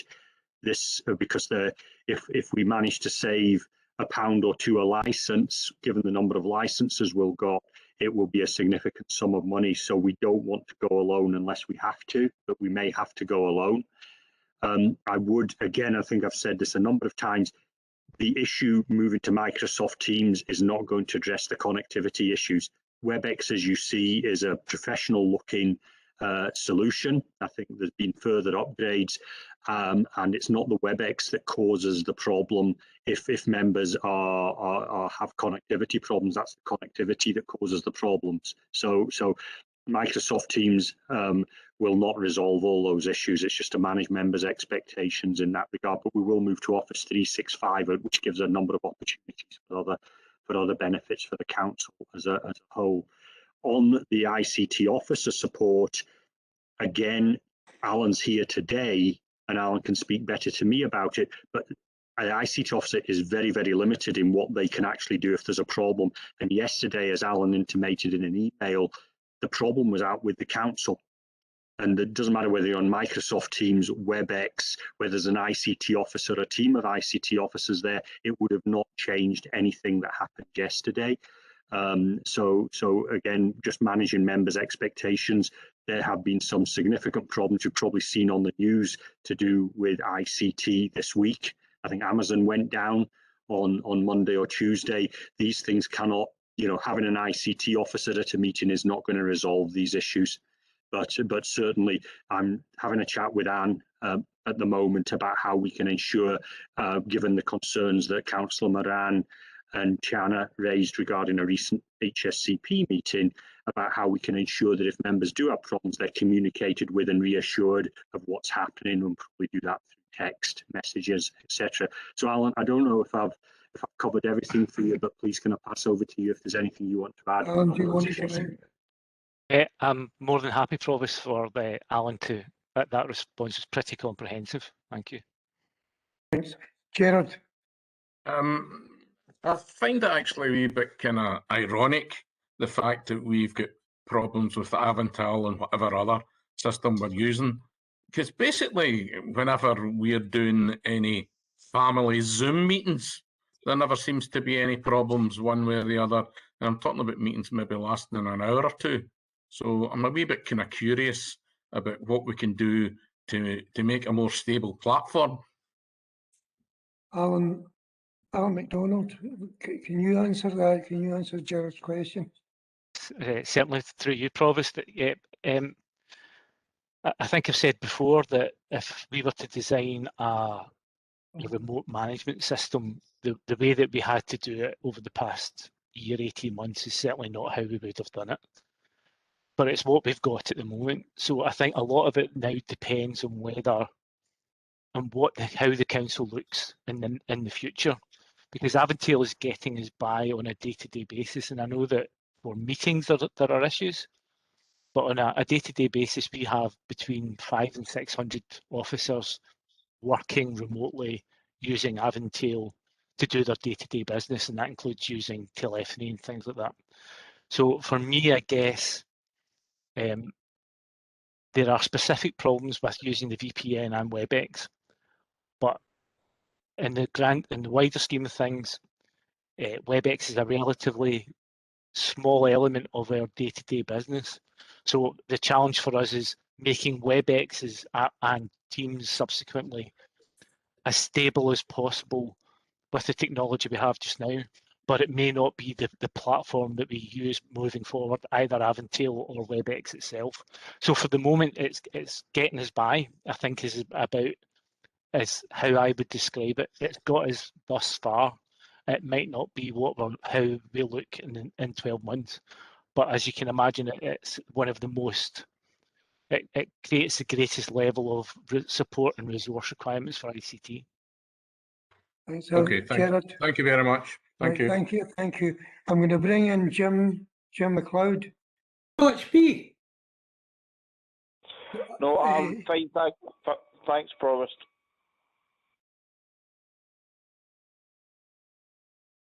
Jim. I've got nothing to raise, Provost. Thanks. Okay, thank you. Robert, I called upon Jim in case I forgot to call upon him, and then that would be twice. And I think 3 strikes and I'm out, you know. But anyway, Robert, on you go. It's all right, Promise. I fully understand. I've sat in that chair myself, and I know how tiresome and confusing it can be at times. My point is certainly, I agree with what's been said, and I don't blame the IT staff at all. I think they've been absolutely magnificent, especially to myself over this period. But my point would be is that us councillors have to sit in the planning board, the general purposes, and the licensing board are meeting at 9:15 in the morning. We're getting individuals who are coming in from solicitors. We're getting individuals coming in who are going up for taxi badges and different things, and we're not getting an opportunity to see them, to speak to them face to face. These meetings are run far too long. Yesterday it was 1:30. Last Thursday, when I had a hospital appointment, it started at 9:15 and I left at 1:30. This is a lot to do with a lot of connectivity problems. They're going far too long, and at the time people we stop to attend a private session, then we come back for another half an hour trying to get people back in. And I think that the people who are sitting these boards, these councillors, are at a disadvantage. And I think if we're going to start getting some meetings back in our chambers, you should start with them 3 boards, because I'm sure we can accommodate these boards back in the chambers tomorrow, because what we have at the moment is certainly not working, and I want to see something more tangible in what's proposed here today. Robert, thank you. Alan, either Alan, but I would assume it's maybe Alan MacDonald. The undue length of meetings, in particular, some meetings specifically. For you, Provost, thank you. From a technical perspective, there's very little we can do to make those meetings go quicker, I think. I'd be interested if, I mean, I don't, as by default, attend those meetings because of the nature of the business, because obviously it's quasi-judicial, but I would be happy to attend to monitor that if that was felt appropriate by the committee clerks and the legal services team. Okay, Robert. No, my question is not Alan and IT, it's about trying to get them meetings to get back in the chambers where we can see these people individually. And we need to log on, log off, log on, log off. And the people who are attending meetings have to do the exact same. We're losing about an hour and a half every meeting, maybe 2 hours, trying to get people to come back in. So why can't we have them board meetings back in the chamber? Provost, if I may come in, yes, I mean, certainly. I think what Robert is asking for is what was one of the options put to the SLF, which was that you had hybrid meetings where not all the members could attend, because you can only get 5 members in the chambers based on the 2-metre social distancing that we've got, and that's the rules we've got at the moment. So you could only get 5 members in, and if you've got a member of the public in, you could get 4 members in. If you've got a member of the public and their legal representative, you've got 3 members in. So that was something which was viewed by the SLF. Members of the council are entitled to disagree if they want to move to some sort of lot system which decides who can attend. But I know it's frustrating for everyone. It's very frustrating for officers, the way we're operating at the moment. But the advice would be, and what we're seeing in other councils across the country, and I've checked with our neighbouring Renfrewshire Council, they're in exactly the same place. They are having their meetings fully remote at the moment because it's viewed that the alternative at this point in time is not the way ahead. Alan, with respect, yesterday there was a chap appearing in front of the board whose livelihood was on a line, and we never had the opportunity to see the man face to face. The decision was all made through remote, and he couldn't access the video system. Do you think that's acceptable? That's fine. I'll have to go with majority. I just don't think it's acceptable. I don't think, Robert, it's up to Alan to make a judgment on whether it's acceptable or not. Unfortunately, the officers are observing the restrictions, and they can't do otherwise. Robert, I'm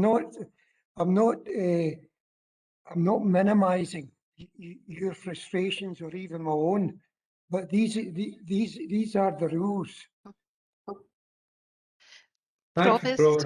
Provost, through you, I wonder if I can just answer some of Councillor Moran's issues in relation to the way in which hearings or boards are being held at the present time.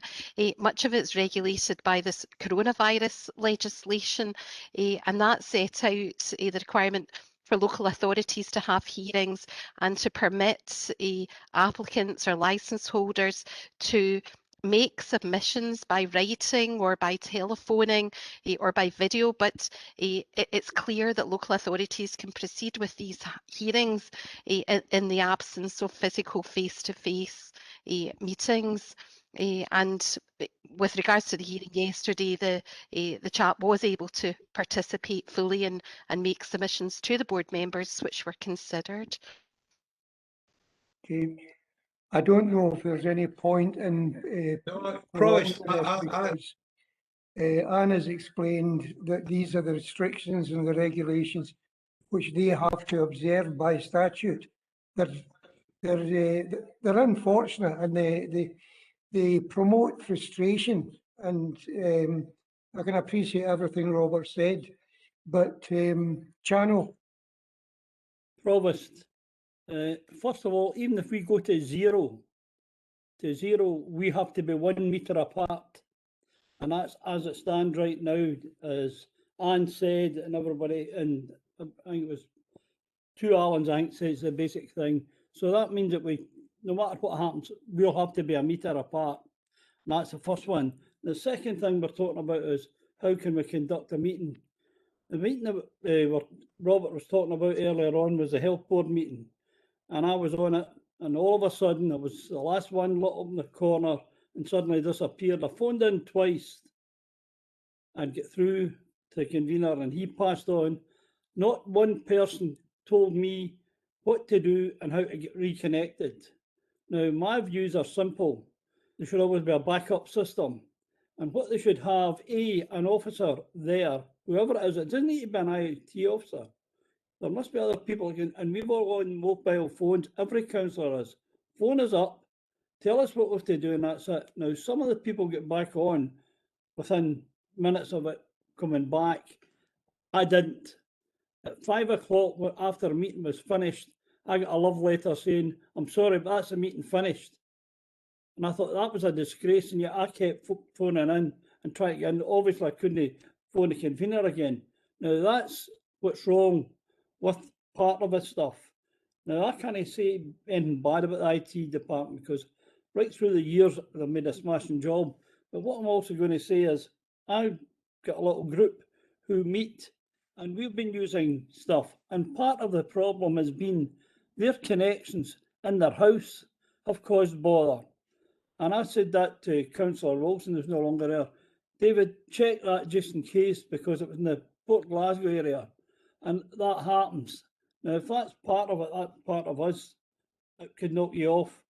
The other week there, it was on a planning one, and it went to pot, and the sound system and everything went. It was really awful. Now, that's the sort of thing we've got to try and fix out, but we've got to work on it. And you're right, this virus has caused a lot of bother, but thank heavens, a lot of the stuff, look at the day, it's been absolutely brilliant. You can see everybody, hear them talking, and that happens. But you'll always get an occasion, but the occasion should have a backup system that keeps you informed, gets in touch with you with a mobile phone or your own house phone to let you know what to do to connect in. And that might save a lot of problems and make Robert and the rest of us feel a lot better. But we should be kept in touch, and an officer, whoever it is, should be responsible every meeting to make sure that's it there. And it doesn't need to come from IT, any officer, as long as he's responsible for it and we know who it is. Thanks. Alan, Channel, I think, raised the possibility or the question of assistance with connectivity during meetings. Can you comment on that?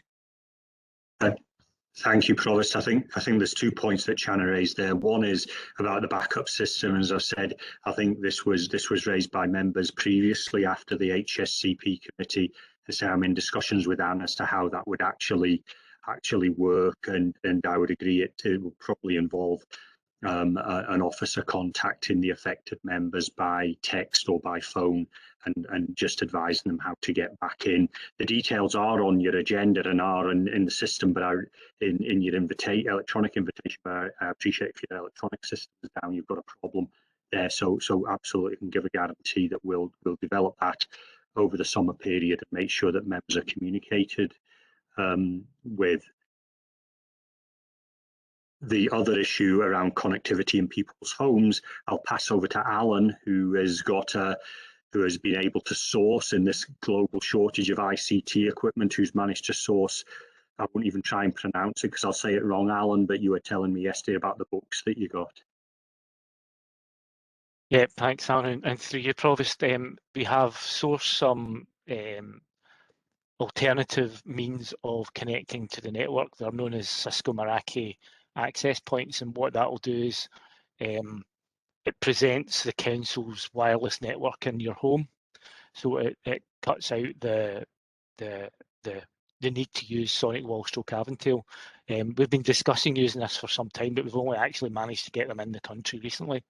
I've just going to agree with Alan in the CMT distribution. We've only got 10 at the moment, but we're going to distribute them amongst elected members, some day-to-day officers and some senior managers as a pilot to see how it performs on a day-to-day basis. Okay. Quite happy with that, Channel, yes. The next question, Graham. Thanks very much, Provost. Firstly, can I start by associating myself with Councillor Moran's comments? Highly frustrating. I'm not going to certainly go over rehearse what has been said in email communication with senior officers and Councillor Moran's comments today. The General Purpose Board's there's not a lot of it's recorded. There's no reason we have a Beacon Arts Centre sitting there with a theatre. I think getting more than 5 in the chamber is a problem. We could move to Beacon Theatre, but I'll leave the senior managers to deal with that and the leadership team. My question, Provost, if I may, on this item is if and when, and I hope not, if and when we move to the hybrid system, will there be a presumption that members and officers will connect by video link? Because as Councillor Moran has said, an audio link does take away even more than the ability to see face. In the chamber, we can see body language, see face, we can speak. On video link, we lose a lot of those communication skills, but we can at least see face. Would there be a presumption that members and officers would not dial in, but would come in through video link? Okay, now I've got an embarrassment of choice here. Is which Alan wants to respond to? Graham, thanks, Alan. Thank you. I think that this isn't an issue about technology. This will be one around members' choice and what they agree. So at the moment, I would say I would leave that for the September committee for members to decide as to the best way. The main outcome that we want is that those who are attending remotely feel equally as engaged as if they were in the chambers at the meeting. That's the key. That's the key thing. Certainly, if members, even if they didn't use video, if they used WebEx, then they could use the chat facility, which would then help with the questioning. And with all due respect, Provost, would aid you if you or anybody else if there was a telephone caller in there, so you wouldn't forget that the person was there.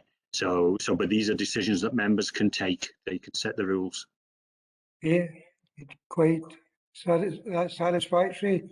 Yeah, we're also going to have to rewrite the rules, and obviously I would like to see those rules be a presumption. There obviously may be issues, the presumption by video, but I agree that's for September.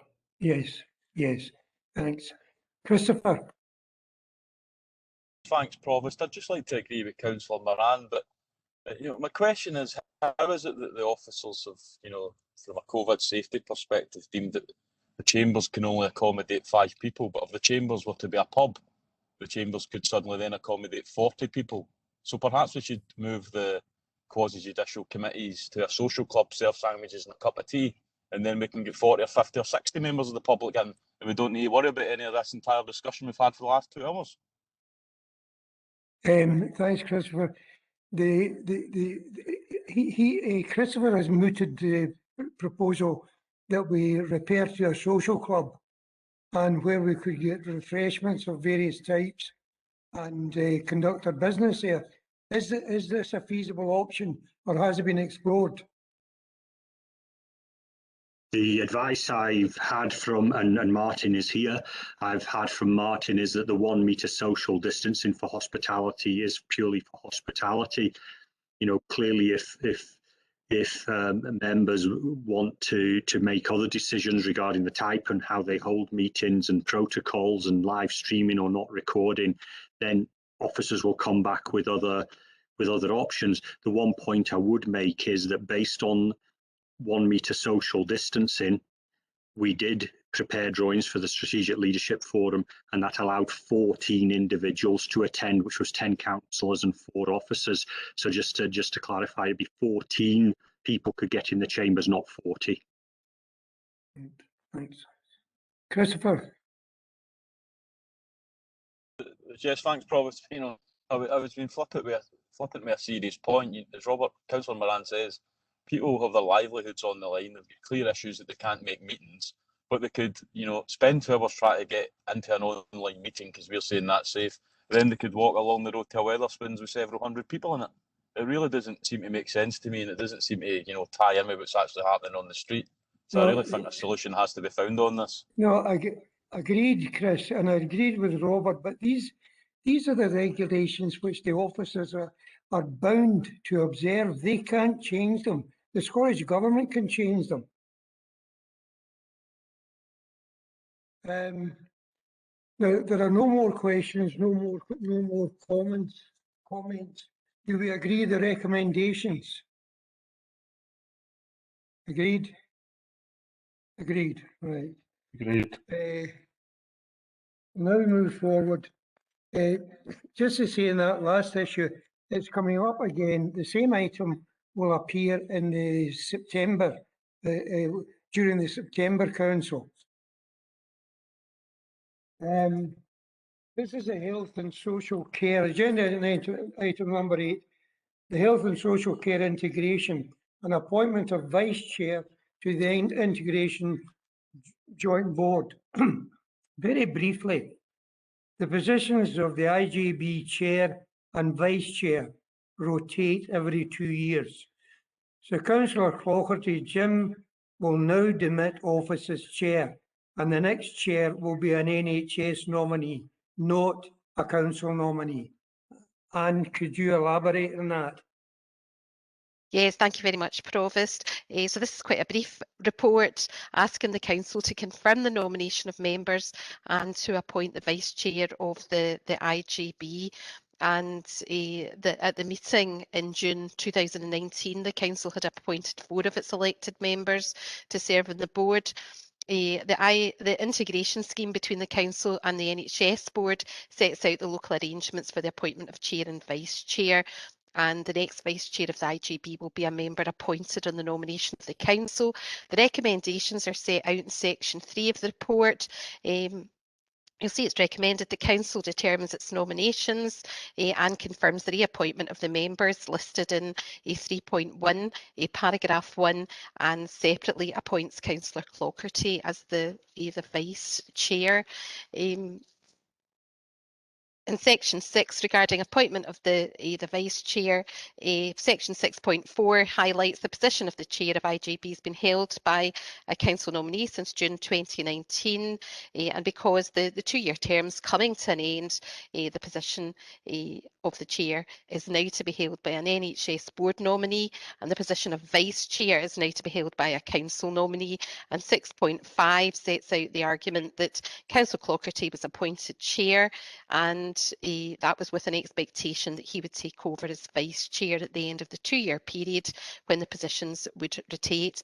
And it's proposed for the purposes of continuity and given we're in the stage we're at this time, it's recommended that Councillor Clougherty is appointed as vice chair. Thanks very much, Provost, and I'm happy to take any questions. Thanks. There's a question from, or a comment from Elizabeth. Thanks, Provost. It's really just in terms of recommendation 1, we've got Councillor Crowther as our proxy, and if it's at all possible, and I think we've given advance notification of this anyway, but if we can change that to Councillor MacLeod rather than Councillor Crowther, we would be grateful. Okay. Do you wish to make that motion, Councillor Robertson? Yes, please, if that's all right. And is there a seconder to that motion? I'm happy to second. I think we can agree that, no problem. Okay, thank you. Okay. That's fine. Right. Do we agree the recommendations? Yes. Agreed. Agreed. Agreed. Agreed. Thank you. Item 9. Okay. Wait for it.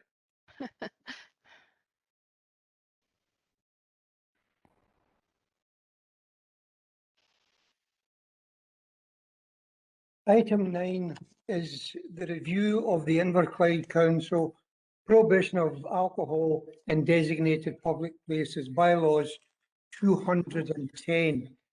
We're required to review the bylaws at least once every 10 years. The first part of the review and the consultation process began in December 2020. It recommended extensions to the bylaws of the James Watt Dock, Adamston Way in Port Glasgow, and part of Quarriers Village. And would you explain? Yes, thank you, Provost. So as you've explained, this review requires to be carried out every 10 years. The Head of Legal and Property Services previously carried out the review and consultation on the bylaws between December of last year and the 6th of February this year. We consulted widely and as appropriately. There was very little response to the consultation. We had one licensing board member who reverted with substantive comments, and Police Scotland reverted. Initially, Police Scotland came back and produced their response in Appendix 3, and their response was rather strange. They were suggesting that we extend this to the entire area of Inverclyde. So thereafter I entered into correspondence with the police and explained to them that the intention of the bylaws is to... Oh, sorry, can you still hear me? Yes. The intention of the bylaws is to cover public places, and the intention of the Scottish Government was that bylaws would be extended to cover areas where housing developments have been built or where planning permission has been granted. So what we're required to do is look at areas since 2010. You'll see in section 5 at 5.2, I've set out the specific proposals for each plan. So there's 3 areas in relation to the bylaws. Plan 1 is in relation to the villages of Kilmacombe and Quarriers Village. Plans 2, 3 and 4 cover the areas of Port Glasgow, Greenock and Gourock. And Plan 5 covers Inverkip and Wims Bay, and 5.2 sets out the proposed extension to cover areas where buildings have taken place or where planning permission has been granted. And as I said earlier, having entered into correspondence with the police, they came back and they confirmed that they were very happy with what we were proposing to do. So in terms of the recommendation, I'm asking that the Council notes the outcome of this first stage of the consultation process, and thereafter I'm looking for approval to extend the boundaries of the bylaws to include the areas that are in blue on the plans. Now, I realise that you've got a black and white copy, which isn't great, so hopefully you will accept what I'm saying, and I can confirm that colleagues in planning have looked at the plans very carefully and have confirmed the areas concerned. We're looking for the existing bylaws to be amended as set out in paragraph 5.2 of the report. Thereafter, I propose to send a copy of the amended bylaws just to the Scottish Government for comments at that stage. And thereafter, if Scottish Governments have no adverse comments, we propose to conduct a further public consultation on the proposed amended bylaws, so they will be advertised, and that's with the intention then of applying to the Scottish Ministers for confirmation, and we will revert to the Council with a report on the outcome of the further consultation. So it's very much a staged process. I should advise that there is no penalty for not completing this process within the 10 years. The existing bylaws will continue, and we've had that in writing. We've had confirmation from Ronnie Fraser of the Scottish Government, and there's no penalty for local authorities in not reviewing the bylaws, but it is good practice. And as the other thing I should mention, we don't require to wait a period of 10 years to review the bylaws. We could do it at any stage if any new areas of development are required to be considered. Thank you, Provost, and I'm happy to take questions. Thanks for that very comprehensive coverage, Dan. And I'm going to call on Jim McLeod, Councillor McLeod, all three of you, for the first question. No questions. Thanks, Provost. No questions. Thanks very much, Jim. Natasha, I believe you have a comment. Yes, Provost. I was just wondering, I've rescinded my comment and turned it into a question. Hypothetically, if members of the public felt strongly against this, could it lead to the revocation of this bylaw? Just because I'm very aware that across Scotland, we are one of the few areas that don't allow drinking in public places. It tends to be a more west-east divide, is my understanding. Okay. I'm not in a position really to comment on other local authorities. It was my understanding that other local authorities do implement this, and I can certainly make inquiries and revert. The bylaws have already been in existence for 10 years. They've been in operation. Certainly the police feel strongly that the bylaws require to be in place. We have areas within our locality where there are issues with antisocial behaviour, and the bylaws are very effective at dealing with that. I don't know if that answers your question. Are you happy with that? Yeah, I'll follow up with an Natasha? email after today. Thank you, Provost. Thank Okay, you, Anne. thanks very much. Thank you. Graham. Thanks very much, Provost. Previous communication with Anne and Police Scotland, there was a question that the police were unable to answer, and I was asked to revert to yourself regarding high water tide marks on the beach and where this piece of legislation continues into Her Majesty's property. Thanks, Graham. I know nothing of this. And can you answer Graham's question? Yeah, apologies, Councillor Brooke. I'm not really in a position to answer that particular comment. What I can say is that I have consulted very carefully with Police Scotland, and they reverted to me confirming that they were happy with the areas we were proposing. They did have one question about part of the beach at Wims Bay, wanting that to be included, and when I reverted to them, having made inquiries with colleagues in planning, I was told that the area the police were concerned with was in fact included within the original plans. And what I would say is just reiterate that the bylaws have been in place for a period of 10 years, and I'm not aware of there being any tension in relation to the execution of the bylaws. Thank you.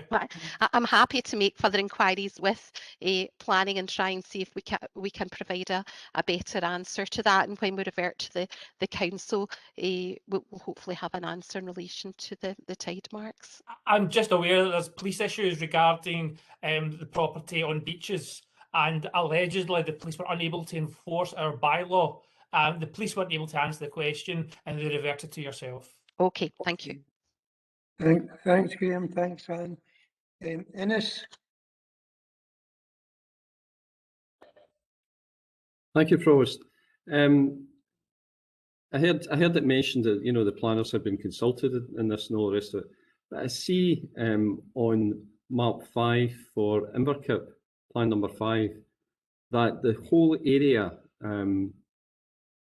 that was revoked, that had planning revoked in 2004 during the local plan, is still included in this. There was a land swap deal done at the local plan inquiry in 2004, and all of the ground that the planning was revoked on is still included here. I wonder why that is the case. And also referring to what I think it was Graham Brooks mentioned about the high water mark. We don't actually have, my understanding, over the marina in Inverclyde, if you live on a boat or anything, then you can't be included in the electoral roll, I don't think. Yet we have the marina at Inverclyde included in this bylaw when it's certainly within the water area, which is below the high water level mark. Okay, and these are quite technical questions. Yes, thank you. And I'd probably benefit from input from colleagues in planning. I mean, what I would say is the intention of the bylaws, which have been in existence for 10 years, is to cover public areas. I'm not aware of there being any criticism in relation to the way the police are interpreting and enforcing the bylaws. The bylaws have been in existence without any difficulty. If members feel that there's insufficient detail here, then I'm happy to undertake to bring a report back to the next council meeting, sort of hopefully addressing these issues. As I said earlier, we're not under any particular pressure of time. Okay, thanks, Anne. We have John. John? Thank you, Convener. Just to point out that was a question I actually raised a way back in December of last year, but it was really initially at the Kingston Dock area that had not been marked in red, and I clearly stated there down to the low water mark. Now, if you're passing local bylaws, would it not be based on each of the ward boundaries? And the ward boundaries do extend to the low water mark in the mean spring tide, and in fact in certain areas it actually extends right out onto the banks on the other side of the Clyde. That was the interpretation that I had when I spoke to Gerard Malone on that particular issue. Thanks, John. Again, very highly technical, I think. Provost, with your permission, Councillor Crowther, thank you very much. I have produced a copy of your email with your permission as an appendice to the report, and you're quite correct, you did email Gerard Malone and myself on the 3rd of December, and you were asking about the area of Kingston Dock housing development. I think Gerard and myself had interpreted your question as being concerned that this wasn't included within the bylaws, and of course it wasn't within the existing bylaws, but as Gerard Malone had replied, the area of Kingston is necessary, and the bylaws would require to be updated to include that area.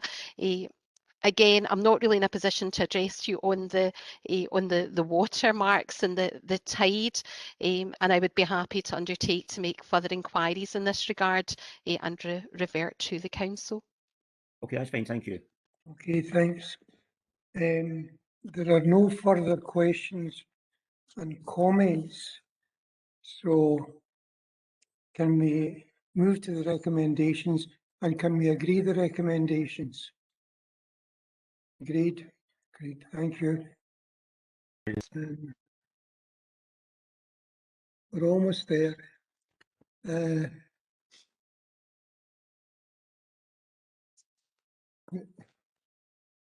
Since this appeared in your agenda, the world has turned, and I think within the last 24 hours, there is an amendment to the motion, but let's just take it one step at a time. Colin, could you speak to your motion? Okay, thank you, Provost. Just before I get to the motion, Martin, itself, can I just bring to the attention of members a report released on Tuesday of this week by the trade unions, highlighting the effects the pandemic has had on the health of frontline local government workers. The report shows that 82% of frontline workers reported an increase in stress, 60% reported an increase in workload, and almost a third said they had sought medical assistance due to the impact the pandemic has had on their mental health.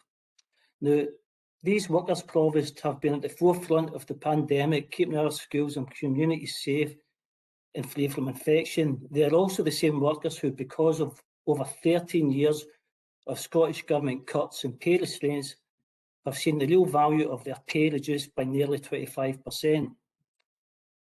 This report lays bare the enormous sacrifices these workers have made to keep our services going, and the current pay offer from the Scottish Government shows a blatant disregard for all the hard work.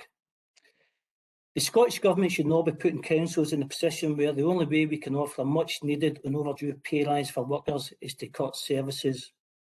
So I ask members to support our workers and this motion, and that this council write to the Scottish Government supporting Causley's request for additional baseline funding. Thank you, Provost. Thanks, Colin. Thank you. And Jim, you're the seconder. Yeah, thanks, Provost. I won't be too long in this one. I mean, quite clearly, this is a motion that we probably all agree with. We do know that our workers have been under tremendous stress, as Colin says. These workers are friends, our relatives, our family. So I think we do understand that in this very pressing time, Inverclyde, like many councils in Scotland, are looking to ensure that our workers get a fair deal in their pay settlement. And I think that's fair enough. I think that's what we all hope for. What I would say, and Colin touched upon it, whatever government is in Holyrood, it's the job of local councillors and local government to hold them accountable to make sure that local government gets a fair deal. And that's a job for us all, whether it's SNP, Labour, Independents, Liberals. We've all got that responsibility to ensure that the government in Holyrood takes local government and treats it fairly. Because what we want to do quite clearly is treat our workers fairly. This is a very similar motion to, in fact, it's the same motion as the SNP Labour coalition in Fife. I don't see anything contentious in it. I think what we're actually virtually saying, this is the last year of this administration. We really need to get this baselined in. We need to give our workers a half-decent offer, and we need it baselined into our budget. And really, this is all this motion is actually saying. And I hope it gets the support of all the councillors here. So thanks, Provost, and I second Colin's motion. Thanks, Jim. So we've proposed and seconded. I'm now going to call on Elizabeth, and after that process is completed, That was before I'll call on Elizabeth, Christopher McElhaney. Right. Okay, Elizabeth. Process, okay. Okay. Thanks, Provost, for bringing me in. And there's obviously a frustrated teacher in me because I've sent forward a sort of an amendment with red ink all over it showing some changes. So I hope that's helpful in kind of looking at the bit that we would like to add on. And I hope that Councillor Jackson and Councillor Clougherty see it as an add-on to what they've proposed as the motion. I'm also aware that I've sort of slightly changed the preamble rather than just the things that we resolved to do as a council. But obviously the substantial part of the amendment I'd like to do is in terms of those resolutions rather than the wording of the preamble. I just feel that the motion as it's presented at the minute, as it's been put forward, is really looking at asking for the funding, yes, asking for it to be baseline, but not really dealing with the root cause of the situation that we're facing. I think there is, and I'm going back to the point where I said I might come back to this later on, that there is an issue with the relationship between local government and Scottish Government, where we have to look at how the finances work, the system for the finances, the whole context that we work in and the narrative. And merely asking for money is going to fix it for this year. It's going to make it be not an issue this year, but it isn't necessarily going to deal with that root cause. So it becomes around in the calendar, it comes around as an issue later on again. So I feel this is another opportunity really to try and actually fix the issue. I know that none of us, and I know that Colin and Jim haven't brought this forward to make a political point. They do want to fix the issue. And I'm hoping that by putting forward the amendment and having that as an additional aspect to the motion that's been brought forward by Councillor Jackson and by Councillor Clougherty, that we can actually start that narrative, start that process of changing the relationship, changing the narrative and getting the context right for funding, including the public sector pay award for local government. Thanks, Elizabeth. I understand that Councillor Curley will second your motion, amendment rather.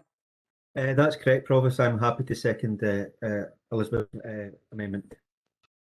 Right. I'll call on Christopher McElhaney. Thanks, much appreciated, Provost. You know, I'm actually not too worried about making a political point, because I think it is a political point that we're council employees deserve a decent pay rise, and certainly wholeheartedly support the level of pay rise that has been asked for here. I don't think local government workers should be getting paid any less than NHS staff because they were at the front line, whether they were bin men or teachers or classroom assistants, just as much as many the heroes, as we refer to them in the NHS. Just my one point of concern though would be that, I suppose, just to reflect obviously that other than teachers, local authorities decide themselves through COSLA than the negotiating position in terms of the pay settlement. But I do agree with the bulk of the motion. But the only point I don't agree with, and I would ask if Jim and Colin would be willing to consider removing it, is point 3. I think that we can make a political point here in terms of supporting our workers and demanding that they get the pay rise that they should get through the Scottish Government paying that, without feeling the need to attack the Cabinet Secretary. I've certainly wrote to quite a few Cabinet Secretaries since they were re-elected, and I would imagine that most political leaders in the council and across Scotland have. And I don't think that if we want to maintain collegiate relationships with the Scottish Government going forward, that it makes sense to, express disappointment in people when, we're about a month after an election. I don't know if the council leaders asked the Finance Secretary, Finance and Economy Secretary, I should add, that she now does have responsibility for Ferguson Shipyard as well, of course. I don't think we should be attacking the Cabinet Secretary, and I don't think point 3 actually brings anything to the motion other than bearing grievance. So if Jim and Colin were willing to remove point 3 from their motion, I'd be happy to support their motion. If they weren't willing to do that, then I would move on amendment simply to delete point 3, Provost. Right.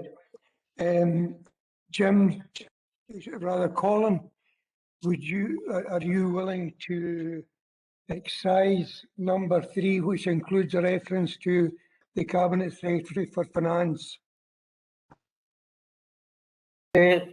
Provost, my reading of it is that within the SNP group's amendment is to remove point 3. Elizabeth is nodding, which is good. I'm happy to agree the amendment. My reading of the amendment, Christopher says, this is a political point, and he's quite right, it's a political point, because looking through the amendment, what we've been asked to do by the SNP group is to remove any reference to 13 years of SNP cuts. It fully supports the motion, but the crux of this is we've been asked to remove any reference to cuts. Now, I'm happy to accept it because this is about the workers, this is about getting them a decent pay deal. So in response to Councillor McElhaney, I'm happy to support the SNP's amendments, which also includes the amendment which Councillor McElhaney wants to move. So to move that and agree the amendment.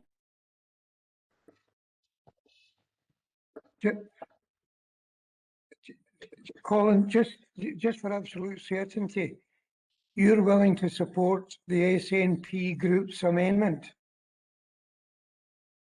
No. I think Colin's was. No, would be that he actually takes it on his proposal. He'll accept their amendment to go in. So it changes that. I'm trying to get to Colin. Yes. Mark, yeah, can you hear me now, Yes, Martin? I can hear you, Colin.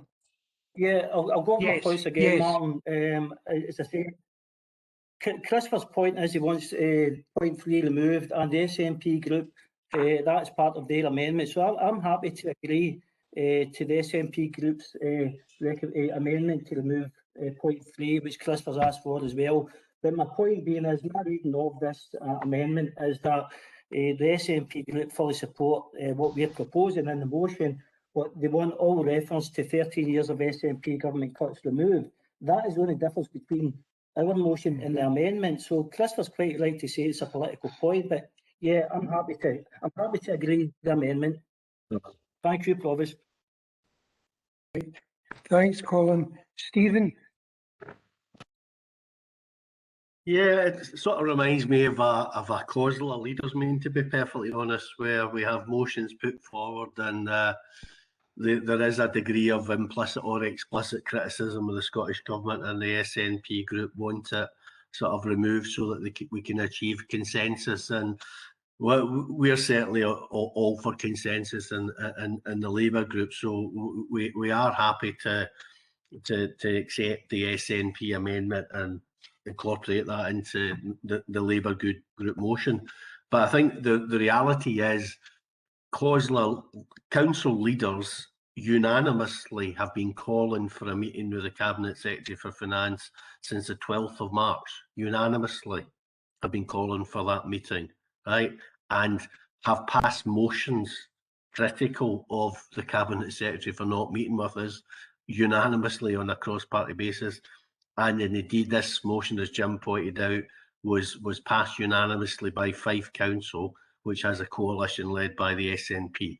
But if it can get us to an agreed consensual position, more than happy to agree to the recommendations, because the amendment, because at the end of the day, it doesn't change the substance of the motion. And the substance of the motion is that we obviously are looking for the Scottish Government to provide additional funding so we can make an improved offer. And I absolutely agree with Elizabeth that the discussion we're looking for with the Cabinet Secretary isn't about a one-off. It's about the sustainability of funding for council services over the coming years. So that particular part of the amendment certainly adds to the motion as well. So I'm happy to support the motion as amended. Provost, with your permission, I wondered if I can clarify matters. So I understand that Councillor Jackson is willing to agree to delete paragraph 3 of the motion, given the amendment proposed by Councillor Robertson, and Councillor McCabe is stating that he would also agree to that. Can I just clarify the position in relation to the other amendments proposed by Councillor Robertson? I'm not clear whether Councillor Jackson and other councillors are supporting that. No, the Labour group, two movers, are accepting the SNP amendments in full. So they would be incorporated into the main motion. So we would be looking for the council to support an amended motion incorporating the SNP amendments. Okay, thank you very much for the clarity. Okay, Drew. Thank you, Provost. No, I'm glad to see that there has been a consensus here, and that's fine. It's one of these motions that regularly comes before the council where there's a degree of political posturing on it. That said, the initial motion, I have no issues with it whatsoever, nor with the amendment. But it's one of these things that the letter will be sent and probably not enacted on it in any way. If there was a consensus going to be reached, perhaps the best thing to have done would have been the Labour group to write their letter and the SNP group to have written their letter. for the differences. I notice in the motion we're asking for £500 payment for council workers. Now this is £500 been picked as a figure because that's what the health workers got. And if I could just speak up at this time for the retail workers within our community who have kept our shops open, they've been at the front line, they've made sure the council workers and the health workers were fed, they've had to adopt a whole change of working practices, and yet nobody mentions them. So, you know, it's going right down the whole line. What about us? Maybe it was a mistake in the first place for the government to offer that £500 because then everybody puts their hands out and says, what about me? I'm quite happy if a consensus we reach. I have no objection to the motion at all. Thank you very much. Thanks. Thank you very much, Drew. Jim McLeod. Promise, I'm just so glad that we've been able to reach consensus today, because at the end of the day, it's about all of us doing what we can to be out there campaigning and fighting on behalf of our staff. So I'm glad that consensus has been reached today. Thank you. Thank you. Thanks, Jim. Anne, could you, in the absence of any further comment or questions, I'm now going to ask Anne to clarify for me and any other person here exactly what we're voting on. Okay, thank you. So it's my understanding we are dealing with Councillor Jackson's motion, subject to amendments by Councillor Robertson. Would it help if I read out my understanding of what has been agreed by members? Yes. Thank you. Council endorses the views expressed by COSLA in relation to the SJC pay claim and notes. Paragraph 1, the extraordinary lengths local government staff have gone to in order to maintain services and support individuals and communities over the course of the pandemic, and expresses our appreciation of their continuing efforts. Paragraph 2, the erosion of pay levels within local government. Paragraph 3 has now been deleted, and that will be replaced with the new first bullet point in the next section, which is to urge the Cabinet Secretary for Finance and the Economy to meet with COSLA leaders to discuss sustainable changes to the context of public sector pay decision making in relation to local government. Paragraph 4, that based on the current local government settlement, councils across Scotland have indicated that an enhanced pay offer is unaffordable and would lead to cuts in services and jobs. Paragraph 5, the concerns raised by the SJC local government trade unions, the rejection of the current pay offer and the urgency of a meeting with Scottish Government to discuss the funding of an enhanced offer. And the Council therefore resolves to write to the Scottish Government to urge the Cabinet Secretary for Finance and the Economy to meet with COSLA leaders to discuss sustainable changes to the context of public sector pay decision making in relation to local government. And the second bullet point, to support COSLA's request for additional baseline funding to match the 4% offer to health staff and non-recurring funding to make a £500 recognition payment to local government staff who have not received such a payment. Yes, well, that's clear now. Now, it's the amended motion, isn't it, Anne, that we're voting on? I think we're voting on the amended right. motions. We're voting on the amendment, right? I don't think we need a vote, Provost. We've unanimously, seem to unanimously right. Okay. I was wondering about Councillor Brooks, who's lost connectivity. He phoned me and he says he was delighted to support the motion. Right. We didn't really, How do but you know? Right. But he did phone me to tell me he'd lost his connectivity. Right, I see. He loves the motion. Right, okay. And any similar motion. Right, okay. Before we go, does anyone have a question on the business in the appendix? No. Good night and God be with you. Look after yourselves. Keep socially distanced and mind the WebEx. Okay. Thanks, Provost, and have a quiet evening. Have a good night. Thanks. Thanks, Provost.